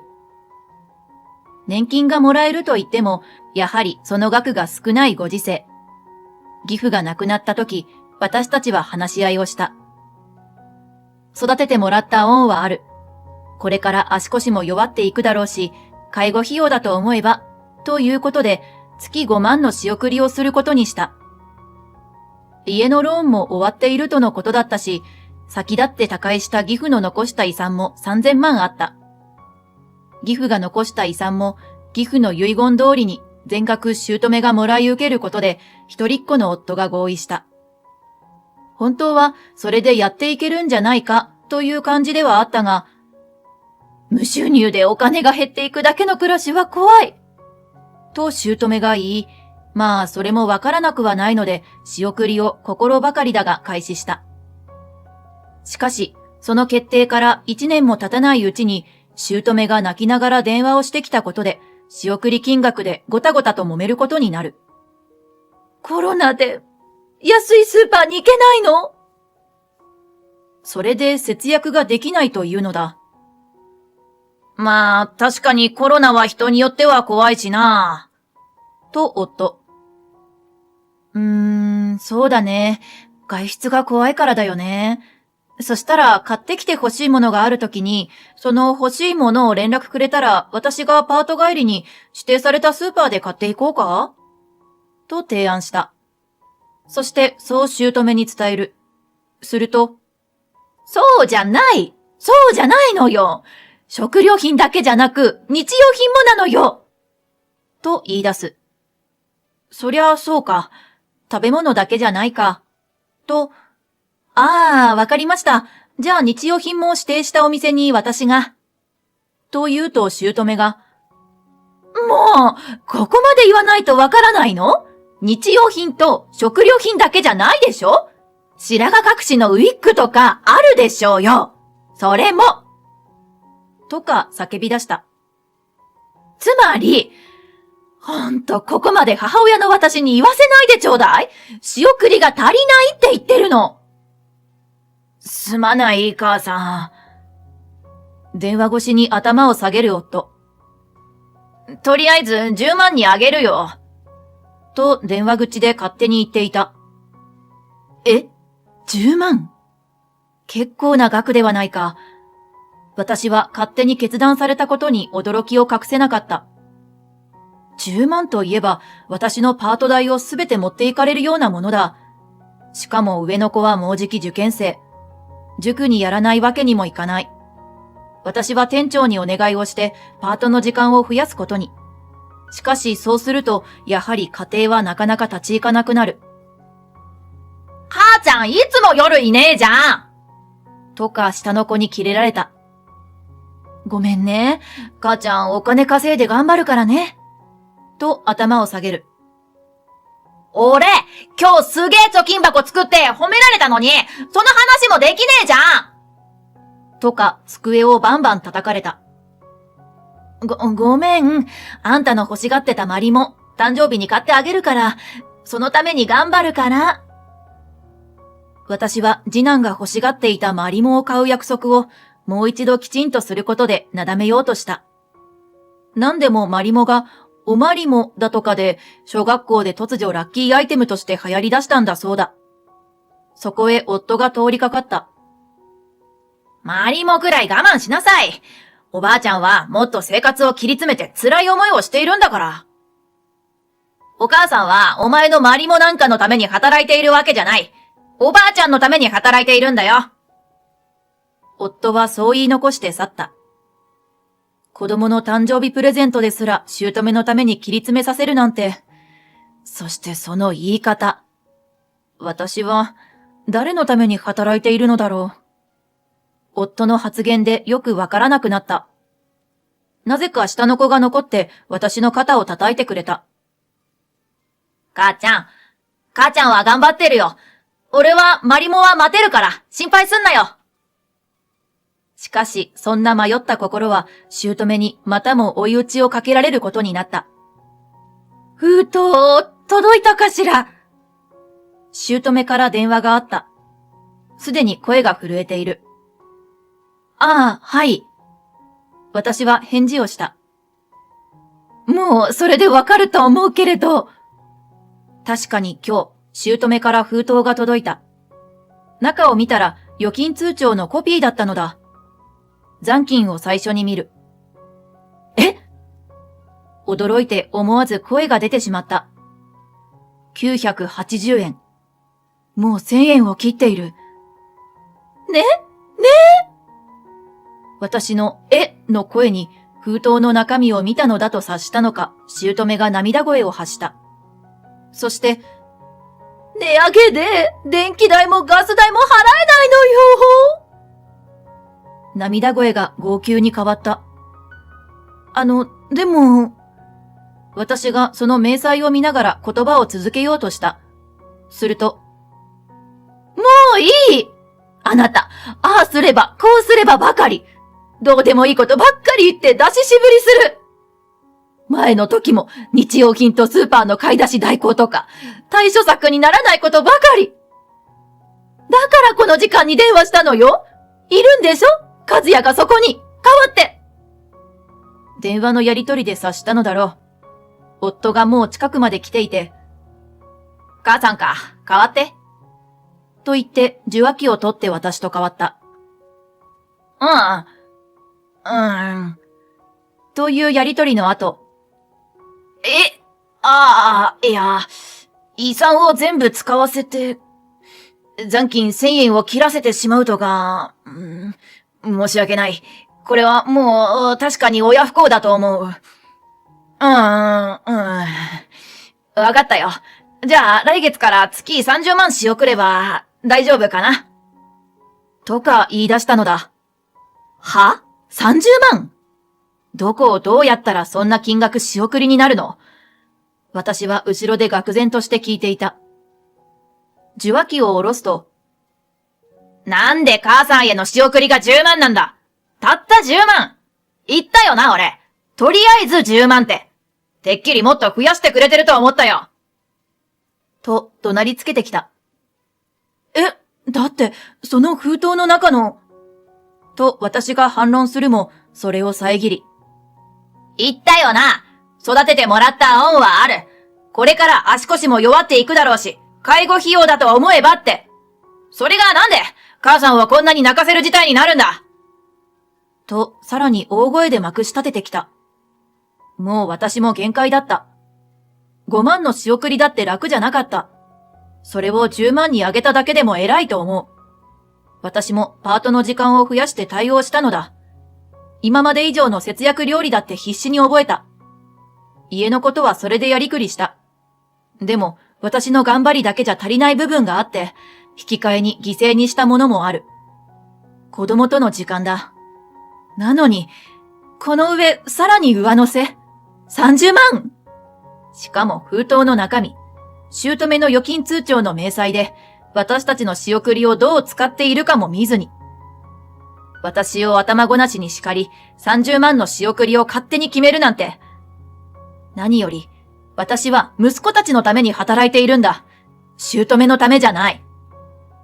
もう、いい。ひどく冷めた声が私から出た。人間怒りすぎると声が静かになってしまうのだと知った。もういいってなんだ。逆ギレか。半ば嘲笑い気味に見下してくる夫。もう私には夫の言葉に屈する筋合いはなかった。あの通帳の中身のコピーを見た以上、断じて30万の仕送りなんてふざけた案を飲むわけにはいかなかった。金をたかる姑と、その母を盲信して肩を持つ息子。そんな親子との関係はもう十分だっつってんのよ。うちを第一に考えられない人間はここにはいらない。出て行け。そんなに母親に援助したいなら、お母さんと暮らしなさいよ。どうぞ、一蓮托生。仲良く地獄に落ちなさい。私は夫をガツガツと押した。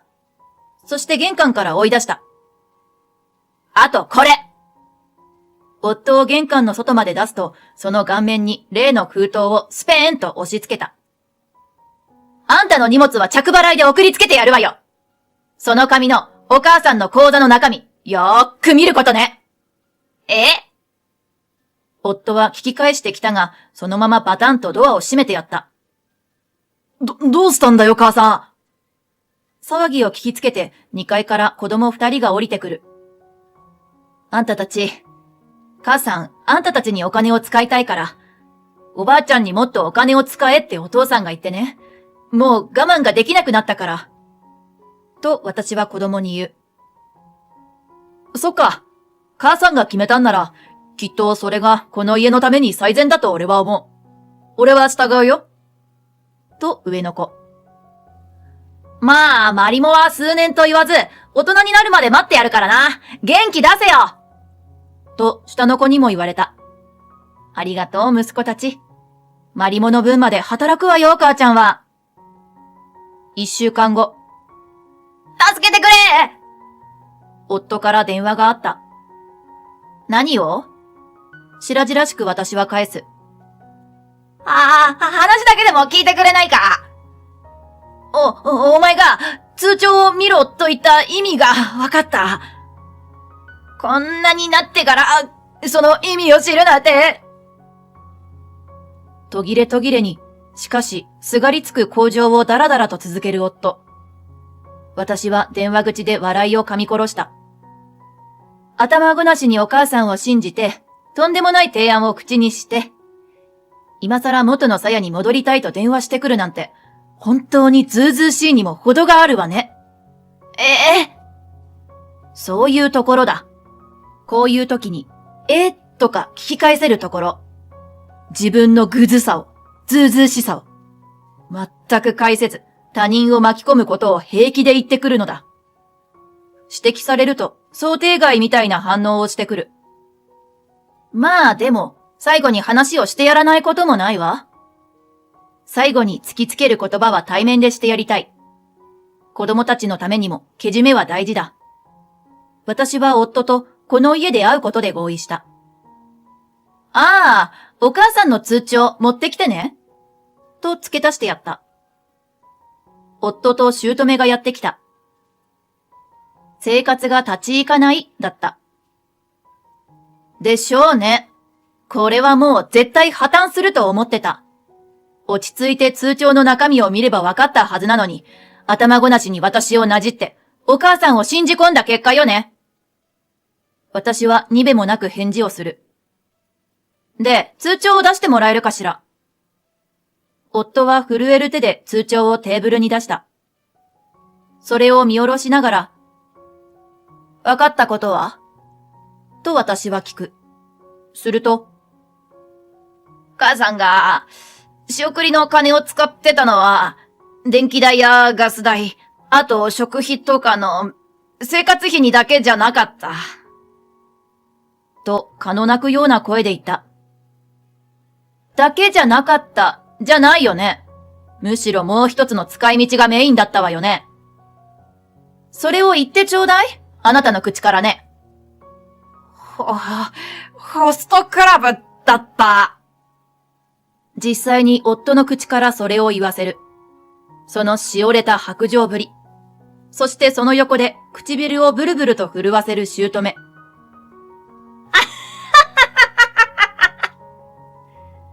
最高にえつってしまった。そして笑ってしまった。そうよ。あなたが私よりも信じたお母様は、ホストクラブにお金を使いながら、値上げで電気代もガス代も払えない。とか嘘吹いて、息子に無心してくる女だったんですからね。通帳に印字されたロミオという店舗。その月数十万にも支払いが及ぶ額は、ホストクラブへの未収金支払いだったのだ。私は散々爆笑した後、ちょっと頭を冷やそうと冷たい麦茶を口に運んだ。そして言葉を続ける。70も間近にもなって、ホストクラブで若いツバメにうつつを抜かすなんて、どうしてそんなことになったのか。そして通い続け、挙句、実のこの家に無心までしてくる程度にはハマっておしまいになったのか。気になるわ。私はぐりぐりと傷口をえぐってやる。姑がまさかの言葉を吐いた。お小遣いをくれる姫に愛を感じるって言ってくれて、プレゼントまでもらえるの。これにはせっかく頭を冷やす目的で飲んだ麦茶を吹いてしまった。結局ゲラゲラ笑ってしまう。麦茶が無駄になってしまった。67歳を姫っていうのはなかなかですね。さすがホストですね。まあでも、その二文字を発することで、お母さんみたいに引っかかって、その男専用 ATM みたいになる奴がいるから、その二文字を何度でも言うんでしょうけどね。しかし、私はぐびっと麦茶を飲み直す。冷たい麦茶が喉に落ち、食道を伝い、深部体温を下げた。さて、もう一件、あげつらわないといけないことがあるのだ。でも、お母さん、ホストに未収金を納めるにもかかわらず、前日にお金を下ろしたりしてますよね。しかも結構な金額を。びくりと肩を震わせたのは、姑ではなかった。その声を発したのは、そう、夫だったのである。私はテーブルに一枚の紙を出した。今日会えて楽しかった。大好きよ。また絶対指名してね。と手で書き加えられた名刺。夫がテーブルの上のその名刺を凝視している。いきなり家を追い出されると思ってなくて、自分の部屋の整理整頓もしてなかったものね。あなたの荷物を片付けていたら見つけたわ。変に引き落とされていたお金も、それで合点がいったわよ。そうよ。だから、私だけのせいじゃないわよ。姑がしわがれた声で叫んだ。麦茶が置いてあったが、それに姑は全く手をつけていなかった。自分が責め立てられ続けていたから当然かもしれない。しかし矛先が変わったので、まさかの寝返りを図った。これに背を打たれる形になって夫が声を裏返す。だって、ここまで爆笑されて、私ばかりがおかしいって、そんなのひどいじゃない。はぁ？いや、ちょっと待ってくれよ。ここまで金出させて、今ここへ来てそれを言うか？それはこっちのセリフよ。お小遣いが足りないから、母さん、金くれって。まさか、キャバクラになんて。キャバクラ対ホストクラブ。どっちもこっちにとっては迷惑な金の使い方に違いないが、それにしても泥仕合になってきた。もうこれ、アウトよね。どっちもアウトよね。私の言葉に、夫と姑はもう言葉もなかった。もういいだろう。私は2階にいる子供を呼んだ。ちょっと降りてきな。2人の子供が降りてきた。お父さんとおばあちゃんが今までお金を自分のためだけに使いすぎてたからお別れすることにした。と私は言った。お父さんはよその女の人に、おばあちゃんはよその若い男の人にお金をたくさん使っていて、もっと欲しいんだって。私が赤裸々に説明をする。ちょっと、子供の前でそんな。夫が止めようとするも。いや、そんな使い方してたら、母さんも言わざるを得ないし、そんな隠し事しようとする父さんが嫌だわ。と、上の子。つーか、他人に金くれて、俺のマリモには金が出せないとかふざけんなよ。俺はまだマリモだからいいけど、兄ちゃんの塾代もあるんだろうが。と、下の子が言い出した。そうね。そうよ。お母さんはね、あなたたちの将来にお金を使いたいから。これで、よその人に金を使う人間とはお別れよ。私の言葉を聞いて上の子が言った。俺らともお別れだな。下の子が言った。俺にマリも我慢しろっつっといて、母ちゃん以外に金使ってたとか最低だな。おマリモ様には母ちゃんを守ってもらうから。父ちゃんは守ってもらいたくねえから帰ってくるなよな。結局、当然だが夫と姑、どちらともこれで縁切りになった。夫と姑の使い込みが原因での離縁なので慰謝料も多額でもらった。一方、一度遊びを覚えてしまった夫と姑は残念なもので、その顛末たるや予想はできていたがすごいもの。スカンピンになるまで遊び続けて、その結果、家ごと手放さないといけない程度には借金を作ってしまったそうだ。慰謝料も養育費も払わなきゃならないってのに何やってんだか。もちろん譲歩する気はない。きっちり払い切ってもらいますから。私はそれからも豆腐屋さんのパートで働いた。贅沢はそんなにできないが、それでもなんとか3人でそれなりの生活ができた。そうして20年の月日が流れた。マリモはね、阿寒湖の天然記念物で、土産物になるマリモは現実には本物じゃないんだ。次男の机の上に置かれたマリモを見ながら、長男が説明をしていた。私はそれを聞いている。手でくるくると丸めてあげるだけなんだよ、もう。長男は通っていた塾のせいか、順調に大学に進み、生物の先生になっていた。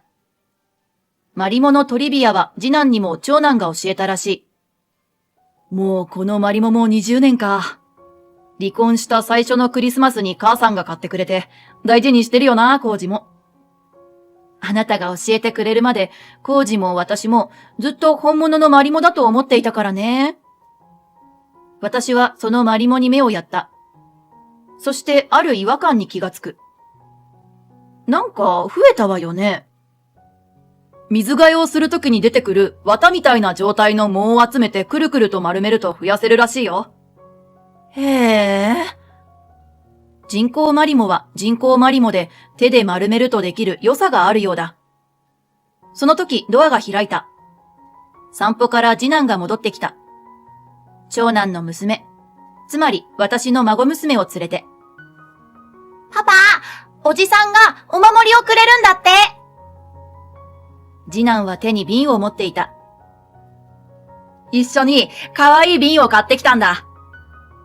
次男は机に近づくとマリモの蓋を開けた。丸いね。かわいい。孫が歓声を上げる。大事に育てるんだぞ。増えたマリモを次男がその瓶に入れて孫娘に渡した。マリモは誰にもらうかも大事だぞ。多分、その人の幸せを願う人からもらうのが一番いいと思う。その言葉に私はハッとした。おマリモ様はくれる人の気持ちを受けてお前たちを守ってくれる。俺とお前たちの父さんをおばあちゃんがくれたおマリモ様が見守ってくれて、そのおかげでお前たちの母さんとお前が来てくれたんだからな。瓶の中で丸い緑色がコロコロと揺れた。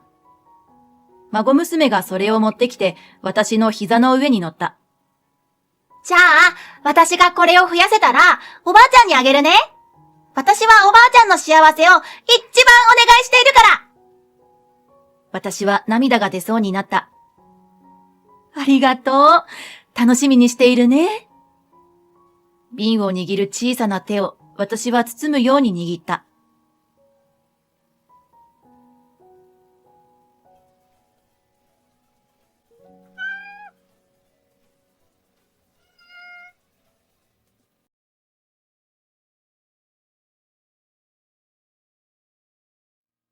旦那と喧嘩して、家は居心地悪いのよ。しばらくここに住もうと思ってるから。お姉ちゃん、子供の世話お願い。実家に嵐が襲来した。残念なことに血のつながった妹だ。実家を襲った妹はふざけたことを笑顔で言い放った。隣には18歳の姪が赤子を抱えている。子供が産めない私を散々見下した。子育て未経験の私に、姪の子供を面倒見ろって？常識知らずも大概にしなさいよ。私の名前はゆり。年末年始にお餅を食べ過ぎた結果、鏡餅が出来上がった。このお腹周りのフォルムときたら、お供えにふさわしい風格。年々腹周りが痩せづらくなってきたなぁ。とほほ。そんな私は45歳。若くして出産しても、細いままの姪っ子を見ると、若さっていいなぁとしみじみ思う今日この頃である。今でこそ自分の体型を笑って過ごせる私だが、若い頃は人並みの感性の持ち主だった。自分の見た目を気にして落ち込むことも数知れず。というのも、1歳下の妹、あやめがいわゆる美少女だったからだ。妹の美少女っぷりは両親から譲り受けたものだ。私は両親からではなく、覚醒遺伝で母方のひいおじいちゃんに似たらしい。女の子なのに顎は割れてるし骨太で。まあ可愛いとは言い難い。私はよく妄想をした。私は多分、生まれた時代が悪かったのだ。私は原始時代のたくましい少女。狩猟の時代なら私が美少女の基準だ。武骨な男たちが毎日マンモスの肉を抱えて私の元にやってくる。ぜひ妻にしたいと。両親も私が自慢で一番美しい石を持ってきた勇者に娘をやろうと無理難題を突きつける。現実を見ると、家族はあんなに美形なのにあの子だけ。かわいそうね。と、私のことをろくに知らない人にまで憐れまれる始末だ。両親は私と妹に差をつけず可愛がってくれたので、私はぐれずに済んだ。だが妹との関係は徐々に悪化の一途をたどった。幼い頃は仲が良かったのだが、容姿の良し悪しで周囲が私と妹に差をつけるようになると、妹は気づいたのだろう。自分は勝ち組だと。私を見下し、笑い物にするようになっていった。きっかけは小学校の時。妹が私のクラスメイト、それも私の片思いの相手に告白されたことだった。妹も私が彼を好きなことは知っていた。妹は私に向かって残酷にもこう言った。私、今日お姉ちゃんの好きな人に告白されたよ。同じクラスでいつも接してるお姉ちゃんじゃなくて、喋ったことのない私を好きになったんだろうね。その時の妹の意地悪な笑みを私は忘れることはない。それからというもの、妹は徹底して私にマウントを取るようになった。私が好きな色合いの服を買えば妹に、そんな可愛い色が似合うと思ったの？と言われ、ニキビを気にして母に化粧水をねだれば、肌荒れより顔を直した方がいいんじゃない？と笑われた。そんな妹を見て見ぬふりせず、きちんと叱ってくれた両親には感謝しているが、肝心の妹に効果はなかった。そりゃそうだ。両親以外の人はほとんど可愛い妹の味方をするから。両親に怒られるくらい妹にとって大したことではなかったのだろう。妹とは不仲なまま思春期を終え、大学進学と同時に実家を出てからは長期休暇で会う以外の接点はなく、穏やかに過ごしていたのだが、25歳の時、私は婦人系の病気にかかったのだった。手術を受けた私はしばらく病院に入院していたのだが、そこに妹が見舞いと称して現れるようになったのだ。子供産めなくなったんだって？結婚したばかりなのにかわいそうね。お姉ちゃんってほんと、顔だけじゃなくて運も悪いのね。いつもなら無視して受け流せる妹の言葉も、この時ばかりは辛すぎて泣いてしまった。当時の私は結婚して4ヶ月目。いつか子供が欲しいね、と夫と話していた矢先、病気になったのだ。子宮は全摘出したので、あの日夫と語った夢はもう叶わない。心なしか、夫も私との会話がぎこちなくなり、腫れ物扱いに近い。そんな私の心境を分かった上で妹は、私は出来婚だったけど、妊娠っていいものよ。とか、子供を産むのは女の喜びなのに、お姉ちゃんは味わえないのね。と言ってくる。実際、妹がそんなに小煩悩な様子はないので、これもただのマウントだろう。心から妊婦最高とか子育て大好きと思っているようには感じない。でも弱った私の心には十分突き刺さる内容だった。所詮妹の言葉と思って聞き流したいのにそうはできず。次第に夫にも子供を産めない妻で申し訳ないと口走るようになっていった。そんな私にも状況にも夫なりに思うところがあったのだろう。そんなことはないと言いつつ、お互い違う相手の方がいいかもな、などと言って離婚を考えている様子だった。後で分かったが、私の手術後に義理の両親が私たちは孫を見れないのかとぼやいたことが夫にとっても重荷になっていたらしい。手術から半年後、親に孫を見せたいと言われ私たちは離婚した。私が独身になったことを知った妹に子供も産めない上にバツイチなんて人生おしまいじゃない。と笑われたのは言うまでもない。それからは一人で生活するための基盤を整え、健康に留意しながら仕事に励んだ。妹にも散々言われたが、きっと自分は再婚もできないだろうし、せいぜい老後を有意義に暮らすために生活を安定させようと思ったからだ。離婚の後は心身ともに参りきっていたので、妹とも会わないように、長期休暇だからと実家に帰省することもやめていた。もちろん、両親には会いたいので、タイミングをずらして顔を出しには行っていたけど、妹と会わない時間を増やすことで、自分の心にも余裕が生まれつつあったのだが、父が心臓を患って他界した後、実家で一人暮らしていた母は病気がちになった。父を失った寂しさもあったのだと思う。気がつくと、介護を要する体になっており、私は40歳の時に仕事を辞め、母の介護をするために実家へ戻ることにした。そうすると、避けられないのは妹の存在だ。介護も私に丸投げの癖して、長期休暇は帰ってくるんだろうなぁ、と、へきへきしていたところに、長期休暇ではないタイミングで妹が突然帰省してきた。あっけらかんとした様子で、ただいまお姉ちゃん。と玄関を開ける妹。隣には今年18歳になる姪のあさみが赤ちゃんを抱っこしていた。わけがわからずポカンとする私に妹は、びっくりしたと笑う。さすが私の子だよね。あさみったらモテるみたいでさ、18歳で出産したのよ。すごくない？確かにすごいかもしれない。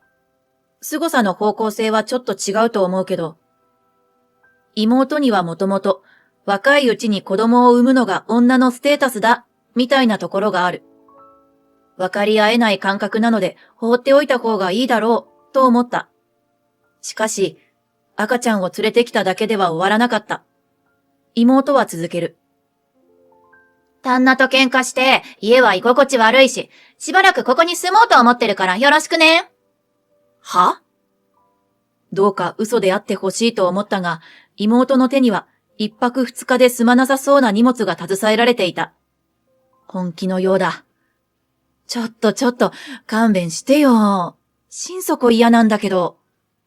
そんな私の気持ちを知ってか知らずか、妹はずかずかと家の中に上がり込み、意外と掃除行き届いてるじゃん。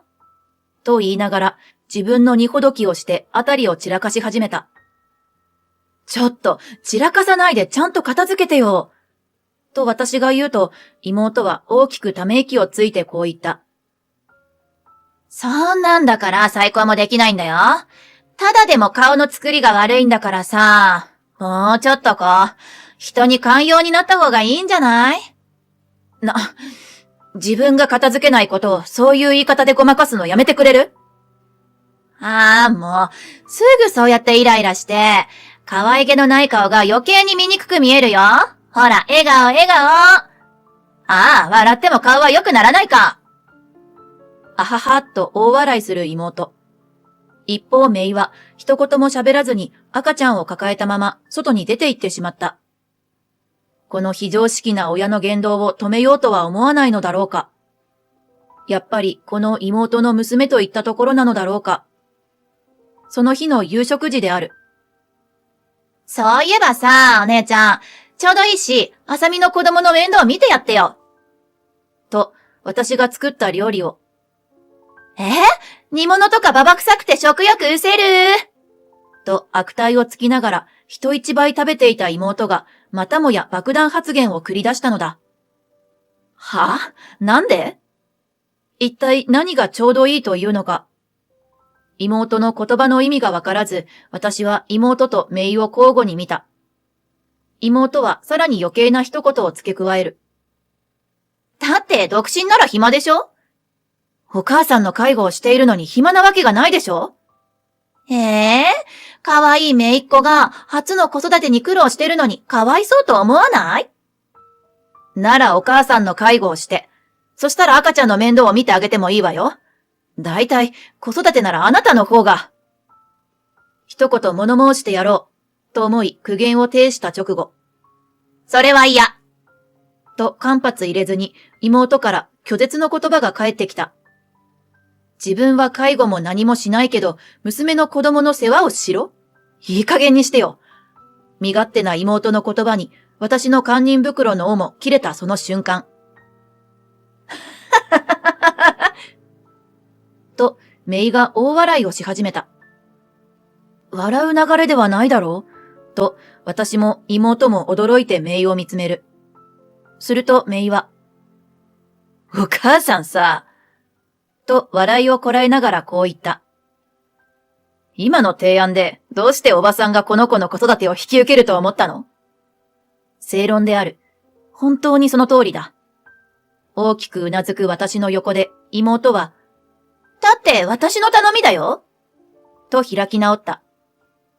妹は幼い頃からちやほやされてきたせいか、周りが頼めば何でもしてくれることが当たり前だったので、私にも頼めば聞くはずと思っているところがある。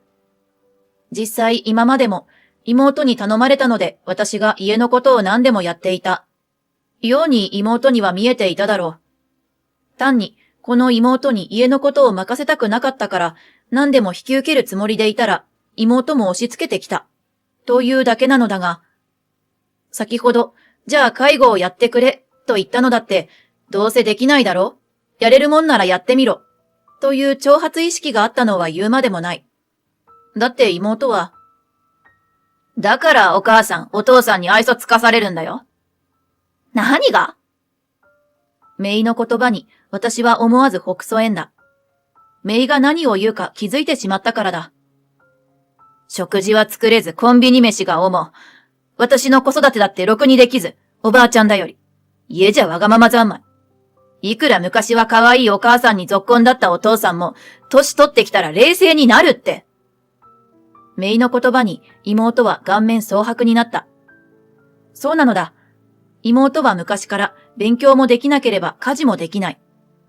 育児も悲惨で、抱っこするたびメイが号泣し、いつも旦那さんか母や父がメイをあやしていた。おまけに秋っぽい妹は育児をしようとか、努力してみようという気概もなかった。だからメイは一人っ子なのだ。旦那さんが二人目を産んでいい家じゃないと言ったから。正直、早くから一人暮らしして、病気になっても仕事と生活をきちんと整えて生きてきたおばさんの方が私はすごいと思うな。親になんて口を聞くの？誰があなたを産んだと思ってるのよ？産んだだけじゃん。それってそんなにすごいの？悪いけど、私もこの子を産んだだけだよ。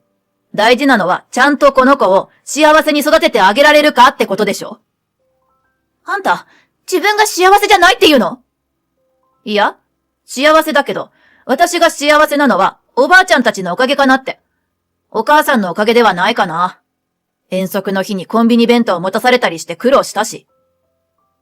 メイの言葉に思わず私は吹き出したし、妹は真っ青な顔が真っ赤になって、偉そうにとメイを罵った。ほんと、その子は生実家顔がいいせいか、他の努力は一切しなかったのよね。おかげでもういい歳なのに空っぽの大人になっちゃったみたい。私の言葉にメイはうなずき、やばいよね。子持ちの女がこの世間知らずって、とつぶやいた。だってさ、おばさん、母さんってば、父さんと喧嘩したとか言ってるけど、本当は離婚切り出されたんだよ。え？メイの言葉に私がきょとんとしていると、妹が、それは言わないでと焦ってみせた。私がこの子を産んで未婚の母になっちゃったの。母さんが相手の家族に暴言吐いたからなんだよね。どういうこと？そもそもあさみちゃんが妊娠してたことも知らなかったから、おばちゃんよくわからないんだけど。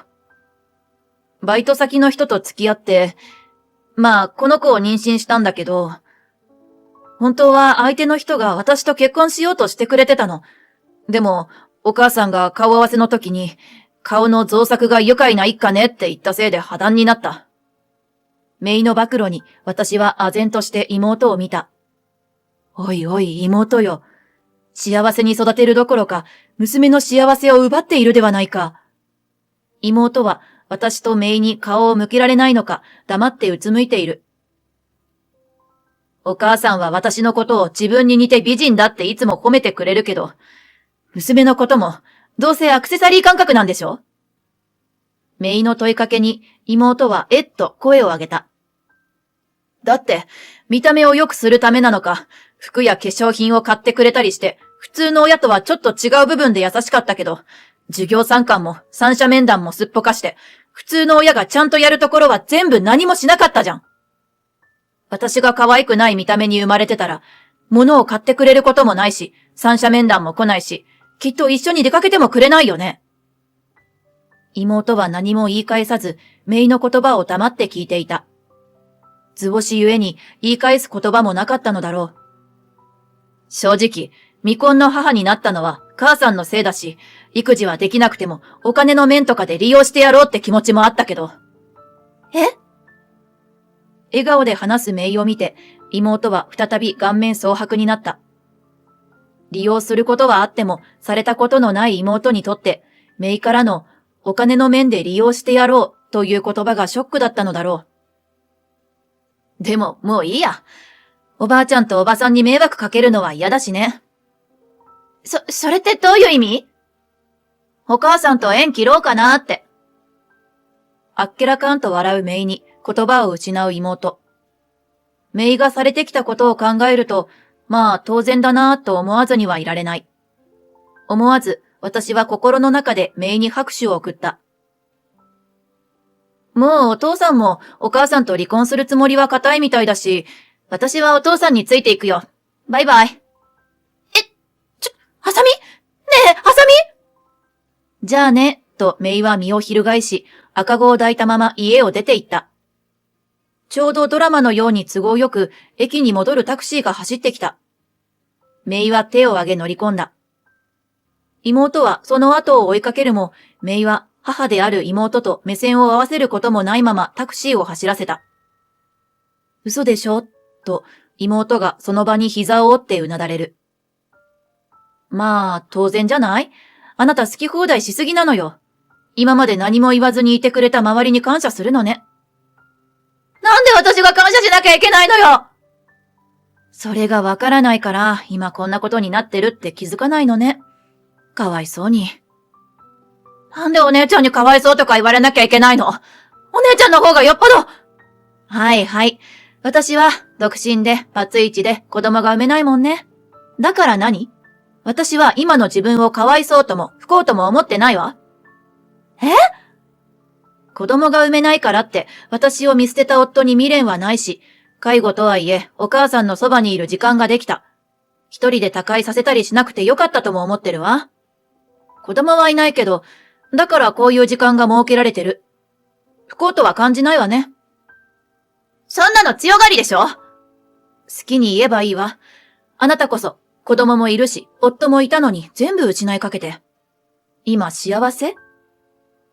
妹は私の言葉にグーの音も出なかったのか、悔しげに拳を握った後。もういい！と実家を後にした。その後連絡さえ取っていない。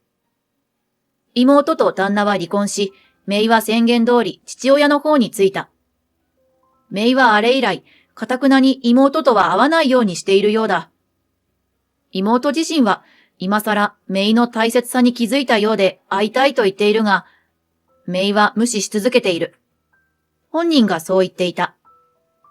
あれから姪は時々うちに来て私と母に子供を見せてくれるようになった。寝たきりであまり感情の動きがわからない母だけど、子供を近づけると心なしか目元が緩むように思う。子供もいない私だが、姪の子供が孫のように見えている。これは秘密。そうそう、未婚の母だった姪だが、無事相手と結婚することになった。自分の母を切り捨てたおかげなのだ。姪の父が離婚したので、娘と母親は別物だと考えてやってほしいと頭を下げたらしい。しばらくは確執があったらしいが、今ではそれもすっかりなくなっている。一方、私はというと、母の介護のために利用し始めた施設で知り合った人たちと仲良くなり、月に一度お茶会に行くような関係になった。母も誘って一緒に。もうね、年を取ると恋とかどうでもいいから友達が欲しいって思っちゃうの。そんな中で共通の悩みや目標を持った人たちと出会えたのは何より嬉しい。みんな介護従事者なので気軽に外へ遊び歩くとかイベントや旅行に行くなんてことはしづらい。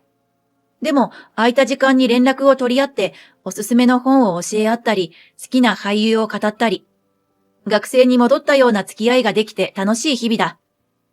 先日は自宅でテレビ電話を使って飲み会もした。介護中ゆえにどうしてもできないことは多い。だけど、その中でやり方を工夫して人付き合いができるっていうのも一種の醍醐味だよね。母のおかげでできた縁に感謝したい今日この頃だ。子供は授からなかったけど、姪がまるで私の娘のように慕ってくれるし、その子供も可愛い。結婚はしていないけど、友達が増えて毎日温かい気持ちで過ごせている。妹には不幸と言われ続けた私の人生だが、私にとっては生まれ変わったらもう一度この人生でもいいと思うくらい幸せな日々だ。あ、来世では妹とのつながりだけなしでお願いしたいかな。でもそうしたら姪とも出会えないから、まあ妹とのつながりも少しだけならありにしてやるか。仕方ないなぁ。なんてね。何か一つでも欠けたら今の人生は得られなかった。そう思うといろいろなものが愛しく思える今日この頃だ。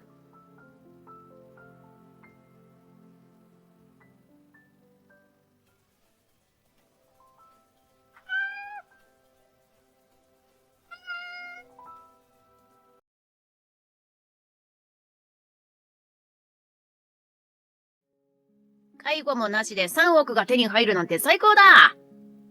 これでようやく楽な暮らしができるわ。血を分けた弟と妹は、父の葬儀の場で喜びを隠さないのだった。いやいや、そんな間抜けな顔でヘラヘラしていられるのは今のうちよ。本当のことを知ったら、一体どうなっちゃうのかしら。私の名前はあゆみ。アイドルにハマった娘を観察しながら、何がそんなにいいのかしらね。歌も踊りもいまいちじゃない。なんて言っている48歳だ。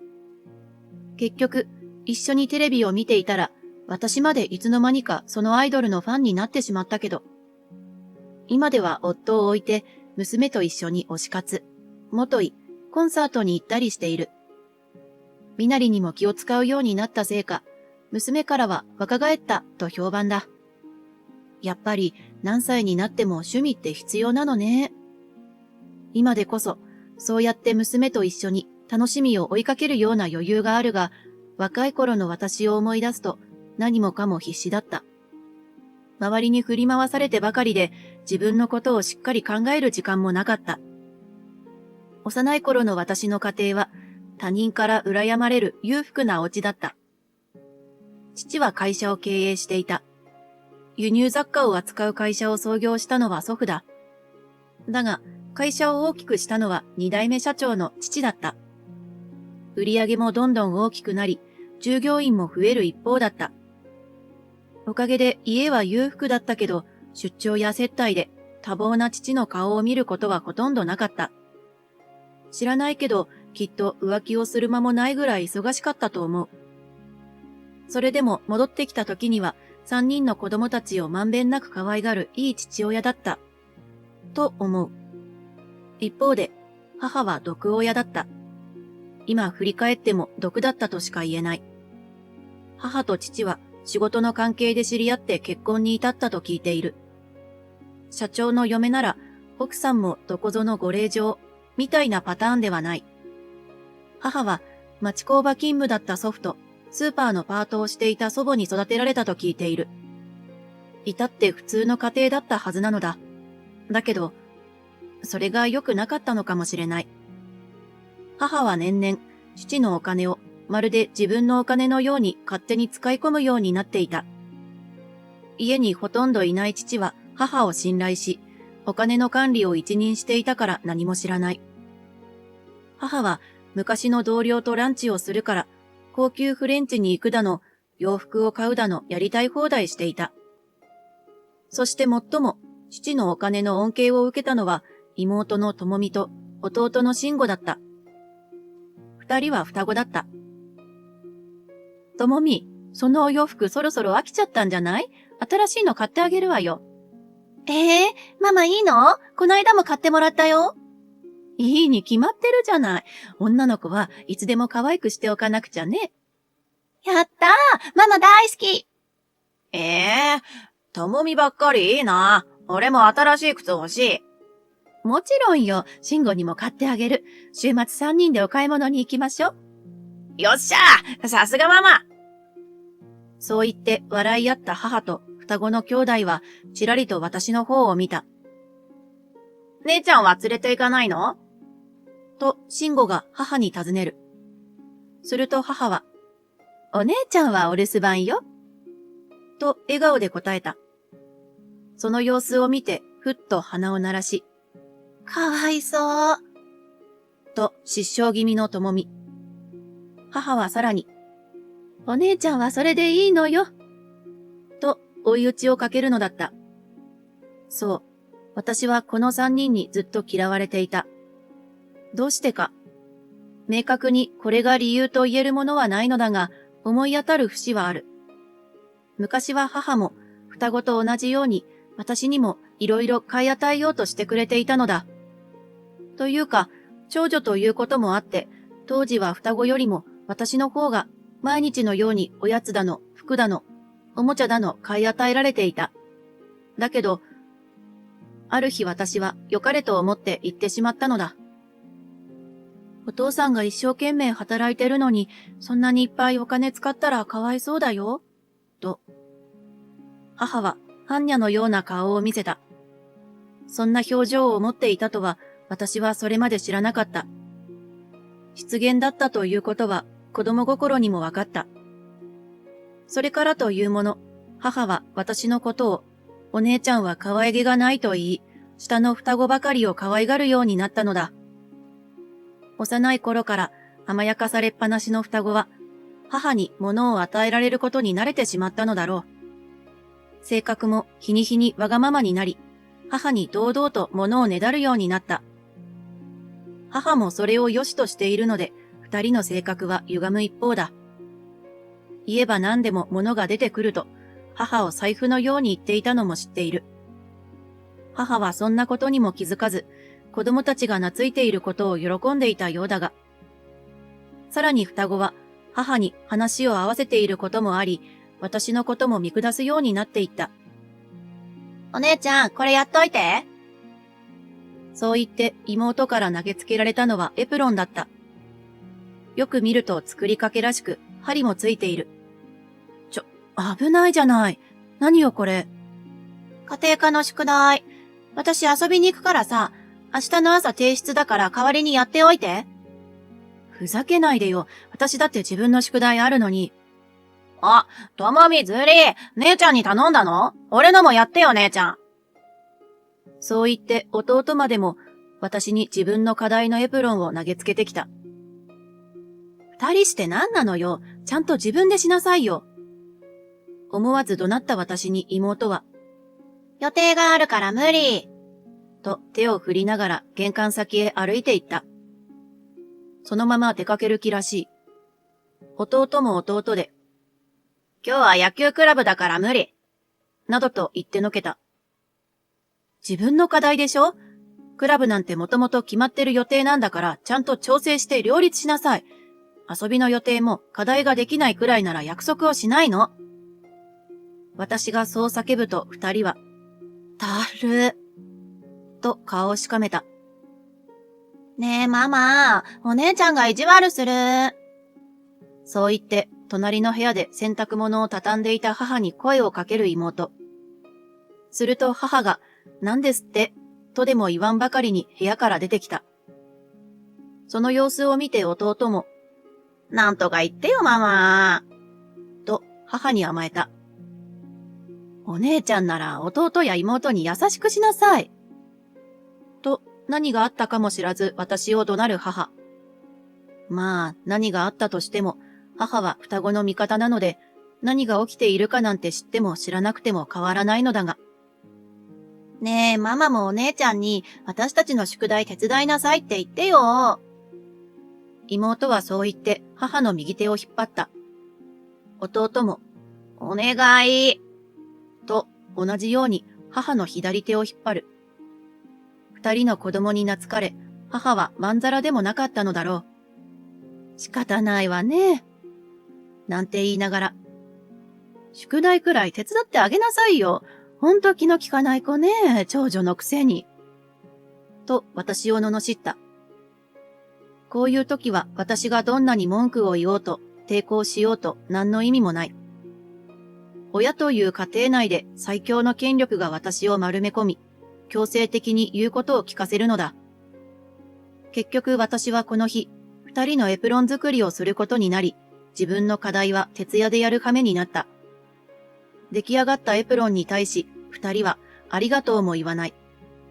それどころか、友達に縫い目の雑なところがあるって言われた、と私に向かって苦情ときたものだ。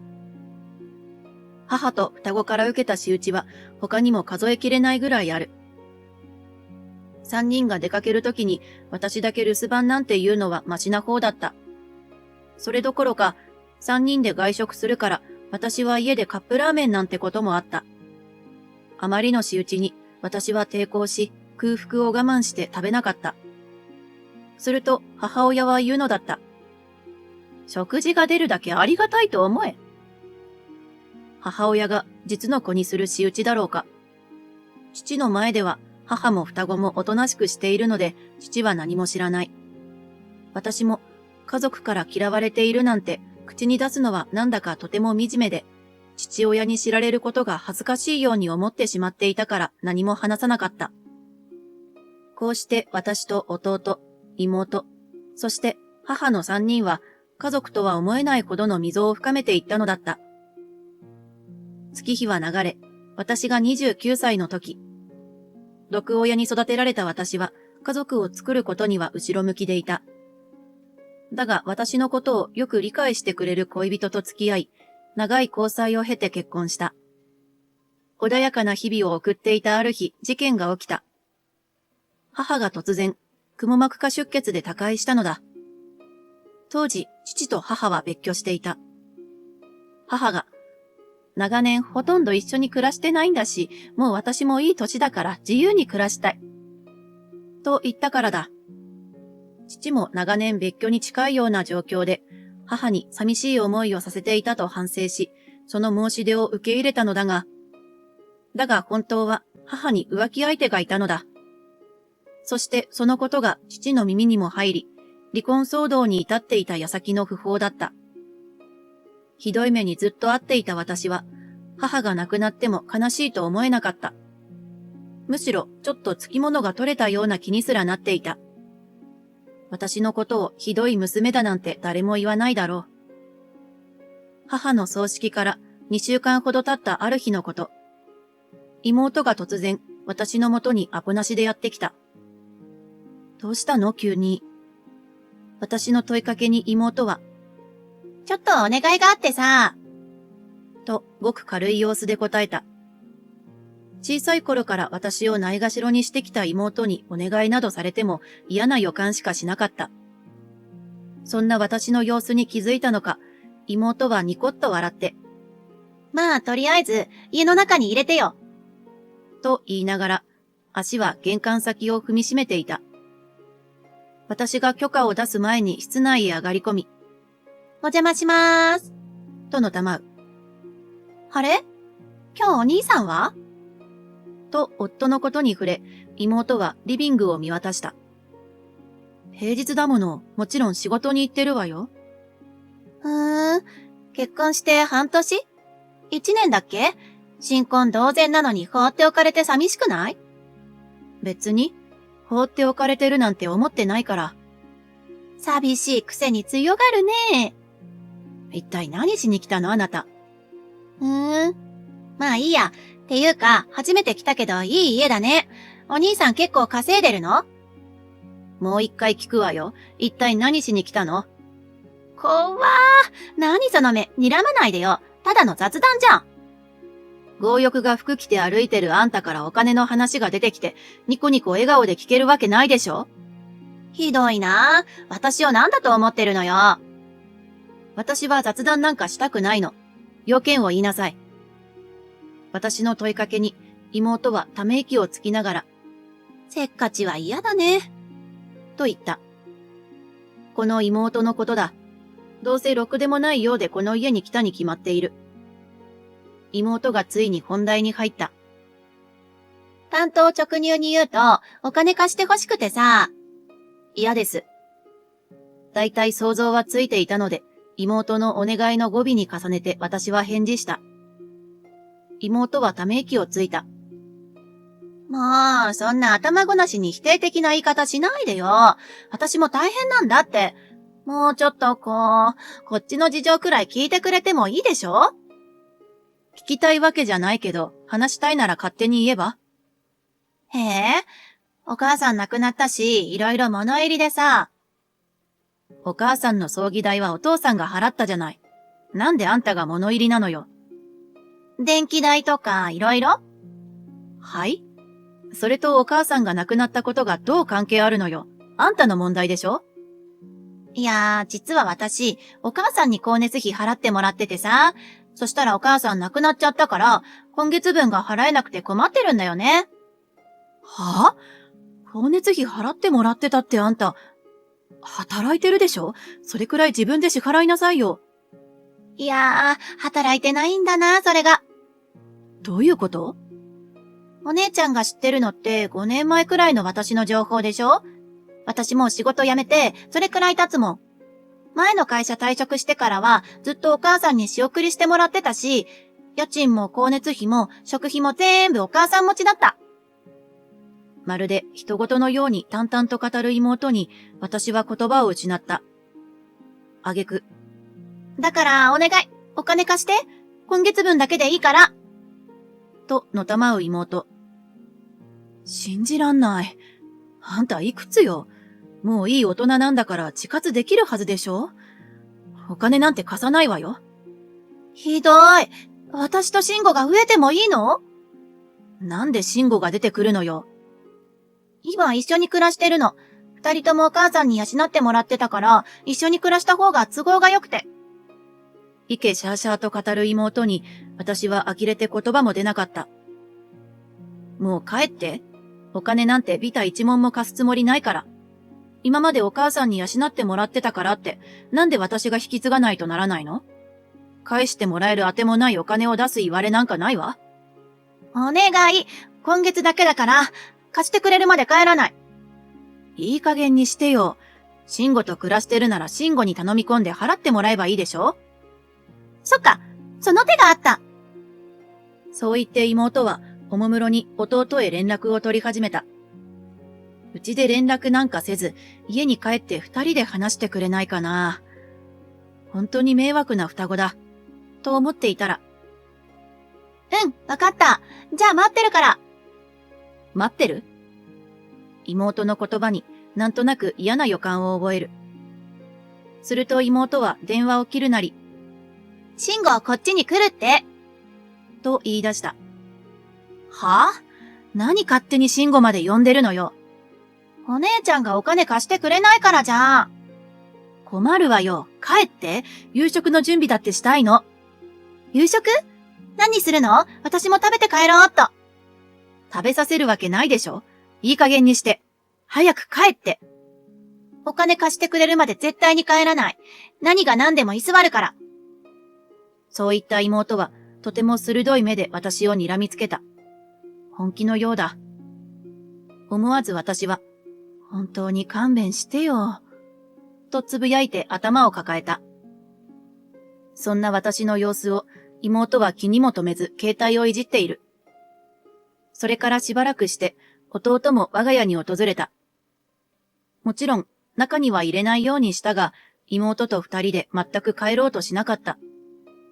最後はほとんど私が二人に押さえつけられ、無理やり財布から抜かれるような形でお金を貸す羽目になった。2対1。それも一人は男の力だ。抵抗したところで叶うはずもなかった。とはいえ、夫の稼ぎを奪われるなんて最悪だ。本当にごめんなさい。あなたが一生懸命稼いだお金なのに。私は帰宅した夫にすべてを話し、頭を下げて謝った。二人は借りるだけだから、と私の財布からお金を抜いていったが、あの二人がお金を返すはずがない。それなら母にだってお金を返していただろうし、貸し借りができる人間なら今頃きちんと働いているはずだ。すすり泣く私に夫が、気にしなくていいよ。歩みは悪くないじゃん。怪我とかさせられなくてよかった。と言って頭を撫でてくれた。泣いたところで何の解決にもならないのは分かっているのだが、夫の優しい態度の前だと自分の不甲斐なさが浮き彫りになるようで余計に泣けてしまう。なんで私はあんな家に生まれたんだろう。なんて悲劇のヒロインじみたことも思ったりした。私、兄弟とは縁を切ろうと思う。私の言葉に夫は少し悩んだようだった。厄介者の兄弟とはいえ、私がその場の判断で縁を切って後悔しないか心配したのだろう。夫の家は大家族。兄弟仲も親子仲もいい。それゆえ、私の家の惨状を聞いたときは、家族なのにそんな寂しいつながりがあるのかと、驚きを隠せないようだった。夫にとって、我が家の言動は信じがたく、経験のないものばかり。だからこそ、私の気持ちをどうおもんぱかるべきか悩んでいたのだと思う。案の定、夫の第一声は、それでいいの？だった。いいのよ。もともと仲良くなくて、縁があるのかないのかわからない兄弟だもの。こんな風に家に押しかけられるくらいなら、縁を切った方が気楽だわ。歩みがいいなら俺はそれに賛同するよ。危ない目に遭ってほしくないし。本音を言うと、子供の頃のことを歩みからいろいろ聞いて、縁を切ってほしいと思ってた。結婚して家族を持てば接点なんてなくなると思ってたし、実際なくなってたんだけどね。こんなことになるとはびっくりだわ。私の言葉に夫がはははと笑う。ポンポンと頭を撫でてくれて、少しささくれた気持ちが落ち着いた気がした。それから3日後。いつ2人に連絡を取り、絶縁を告げようか、と思っていた矢先、妹から連絡が入った。お姉ちゃん？ともみ？どうしたの？大変なの。お父さんが倒れて、とにかく今から夕病院に来て。え？妹に言われるがまま、指定された病院と、父は手術室に運ばれていて顔を見ることさえできなかった。聞けば父は仕事中に席を立ち、トイレで倒れているところを発見されて、この病院に搬送されたという。脳梗塞のため、緊急手術となったそうだが、発見が遅かったこともあり、助かっても後遺症が残る可能性が高いと言われた。後遺症って歩けなくなったりするってこと？と弟がどこか間抜けな声で妹に尋ねた。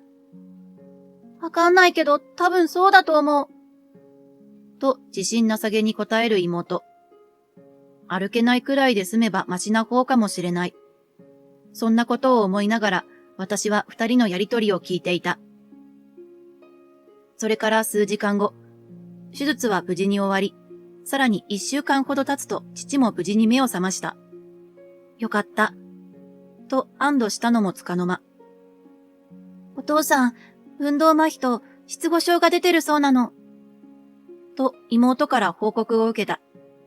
まあ、事前に医者からもいろいろ言われていたし、想定内だ。手術が成功し、命があるだけ良かったとすら思ったのだが。じゃあ誰かが引き取って面倒見なきゃいけないってこと？もう父さんに一人暮らしは無理だよな。と弟が言う。そうなるね。と妹。俺たちは面倒見る金もなきゃ余裕もないし、姉ちゃん頼むわ。驚く私をよそに妹も。それがいいね。と勝手に話を進めるではないか。待ってよ。私は今妊娠もしてるし、父さんを引き取っても満足に面倒見れる状況じゃないわ。妊娠してたの？聞いてないんだけど。妹の言葉に私は黙った。妊娠が判明したのは母の葬儀後だ。本当に最近のことなので、まだ私のお腹も目立ってない。もちろん最初は安定期に入ったら父と弟、妹にも伝えようと思っていた。不仲でも兄弟だからだ。しかし、お金をむしり取られるなど色々あった後なので、二人には何も伝えないまま絶縁しようと考えていた。まあ、これじゃあもう絶縁云々どころではなくなってしまったが。ともかく、私だけでお父さんの世話をするのは無理だわ。いいじゃん。お姉ちゃんはお父さんっ子だったでしょ？見捨てたらかわいそうだよ。そう言ってニヤニヤ笑う妹。確かにお父さんには可愛がってもらったと思ってる。でもそれはあなたたちもでしょ？なんならお母さんから渡されていたとはいえ、あれだけお父さんのお金を使い込んでたんだから、こういう時くらい親孝行しなさいよ。何その言い草。お父さんの面倒を見たくないからってわがまますぎるんだけど。わがままじゃないでしょ？状況的にできないって言ってるの。せめて3人で協力し合うとか、何か方法はあるんじゃない？なんで私一人が全部面倒を見るのが当たり前みたいになってるの？お姉ちゃんはほら、長女なんだし、当然でしょ？ねえ。そう言って、弟の同意を求める妹。弟も、おう、とうなずいた。二人ともその理由が根拠もなければ道理も通ってないと気づいているらしい。しかしとにかく私に父を押し付けたいので適当に長女だから面倒を見て当然という空気を作っているのだ。そういえば亡き母も面倒ごとだけはお姉ちゃんなんだからと言って私を頼ってたっけ。受験生の私に町内会の仕事とかいろいろ押し付けられたよな。本当に悪い意味でそっくりな親子だ。結局、弟、妹とはしばし口論になったものの、私が父を引き取ることで決着がついてしまった。2対1。味方がいない環境で勝てるはずもない。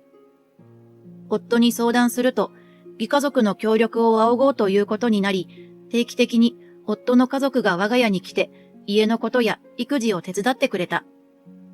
状況は最悪だったけど、人に恵まれたなぁと思う。幸いだったのは、あの二人がお金を無心しに来なかったことだ。気がつくと二人は単発のバイトなどをやって食いつないでいた。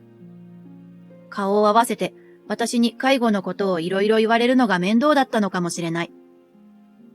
その後も父の状況は一進一退を繰り返した。失語症だけは多少良くなり、サポートすれば意思の疎通が図れるようにはなっていたのだが、麻痺は当然ながら良くなることはなく、そのうち別の病気まで併発してしまい、自宅で介護をするのはもう無理だと判断して病院に入院することが決まった。父を引き取って8年ほど経ったある日、ついに父が長い闘病生活の末に他界した。最後は治療の都合で管まみれになっていたので、やっと父も楽になれたかもしれない。だけど私の心中は複雑だった。穏やかな父の最後の顔を見てよかった、と思う気持ちと、素直に父を失って悲しい気持ち。その一方で、自分もいろいろなことから解放されるという安堵感がないまぜだ。この気持ちを一言で表現することなんてできないだろう。とにかく、父をきちんと見送ってあげたい。そう思った葬儀の最中に弟がこんなことを言った。介護もなしで3億が手に入るなんて最高だな。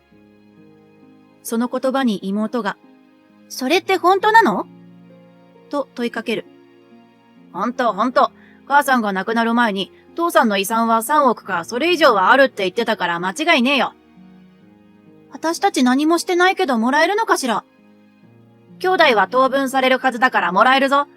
母さんの時は負の遺産しかなくて、父さんが全部解決してくれたけど、今回は楽しみだな。じゃあ、バイト辞められるわね。しばらくは遺産で食えるな。双子たちは、葬儀には不似合いな、危機とした声を上げた。このおバカさんたちに厳しい現実を教えてやらなくちゃ。私は喜び合う彼らを遮った。本当にそうかしら。私の言葉に二人がえっと振り返る。何よ急に。お姉ちゃんにも遺産は与えられるんだから心配しなくてもいいのよ。と妹。アホね。そんなこと心配してないわよ。じゃあ何？ずいぶん含みのある言い方してるけど。本当にお父さんの遺産、3億も手に入ると思ってる？私の問いに二人は目を見合わせた。そりゃあ、まあ3億なかったとしても、それなりの金額はあるだろうし。ないわよ。え？遺産なんてないわよ。は？私の告白に二人がどよめいた。ないってことはないだろう。と弟が声を荒げる。あんたたちね、人一人が何年も入院したり、寝たきりになって生活するのにいくらかかると思ってる？まさか、姉ちゃんが父さんの遺産使い込んだんじゃないでしょうね。人聞きが悪いわね。私は父さんの指示通り、お金を下ろしに行ったりはしたけど、好きに使ったわけじゃないわ。全部父さん自身の治療費や介護に使ったのよ。でも、意思の疎通だってほとんどできなかったじゃない。あんたたちは意識が戻った後の父さんとほとんど顔を合わせないままだったから知らないわよね。確かに複雑な内容の会話は難しかったけど、時間をかければ単語で話したりすることはできたのよ。介護に3億もかかったっていうの？そんなのありえない。父さんは途中で他の病気にもなって、手術や入退院も繰り返してたからね。家も8年間の間に介護状況に合わせて改築せざるを得なかったりしたし、私の言葉に妹はやや納得したようで、そんな、と落ち込んでいた。しかし弟は、嘘だろ？と声を上げ、大げさなんじゃないかと思うほど落ち込み、その場にうなだれた。勘弁してくれよ。そう言って頭を抱える弟に私は、そこまで落ち込まなくても、と思わず声をかける。すると、遺産があると思ったからバイトも辞めたのに。弟の言葉に妹は驚き、あんたあのバイト辞めたの？と言った。そうだよ。と声を荒げる弟。バイトなんてしょっちゅう辞めてるっていうか、あんたたち二人は無職なことも多いでしょ？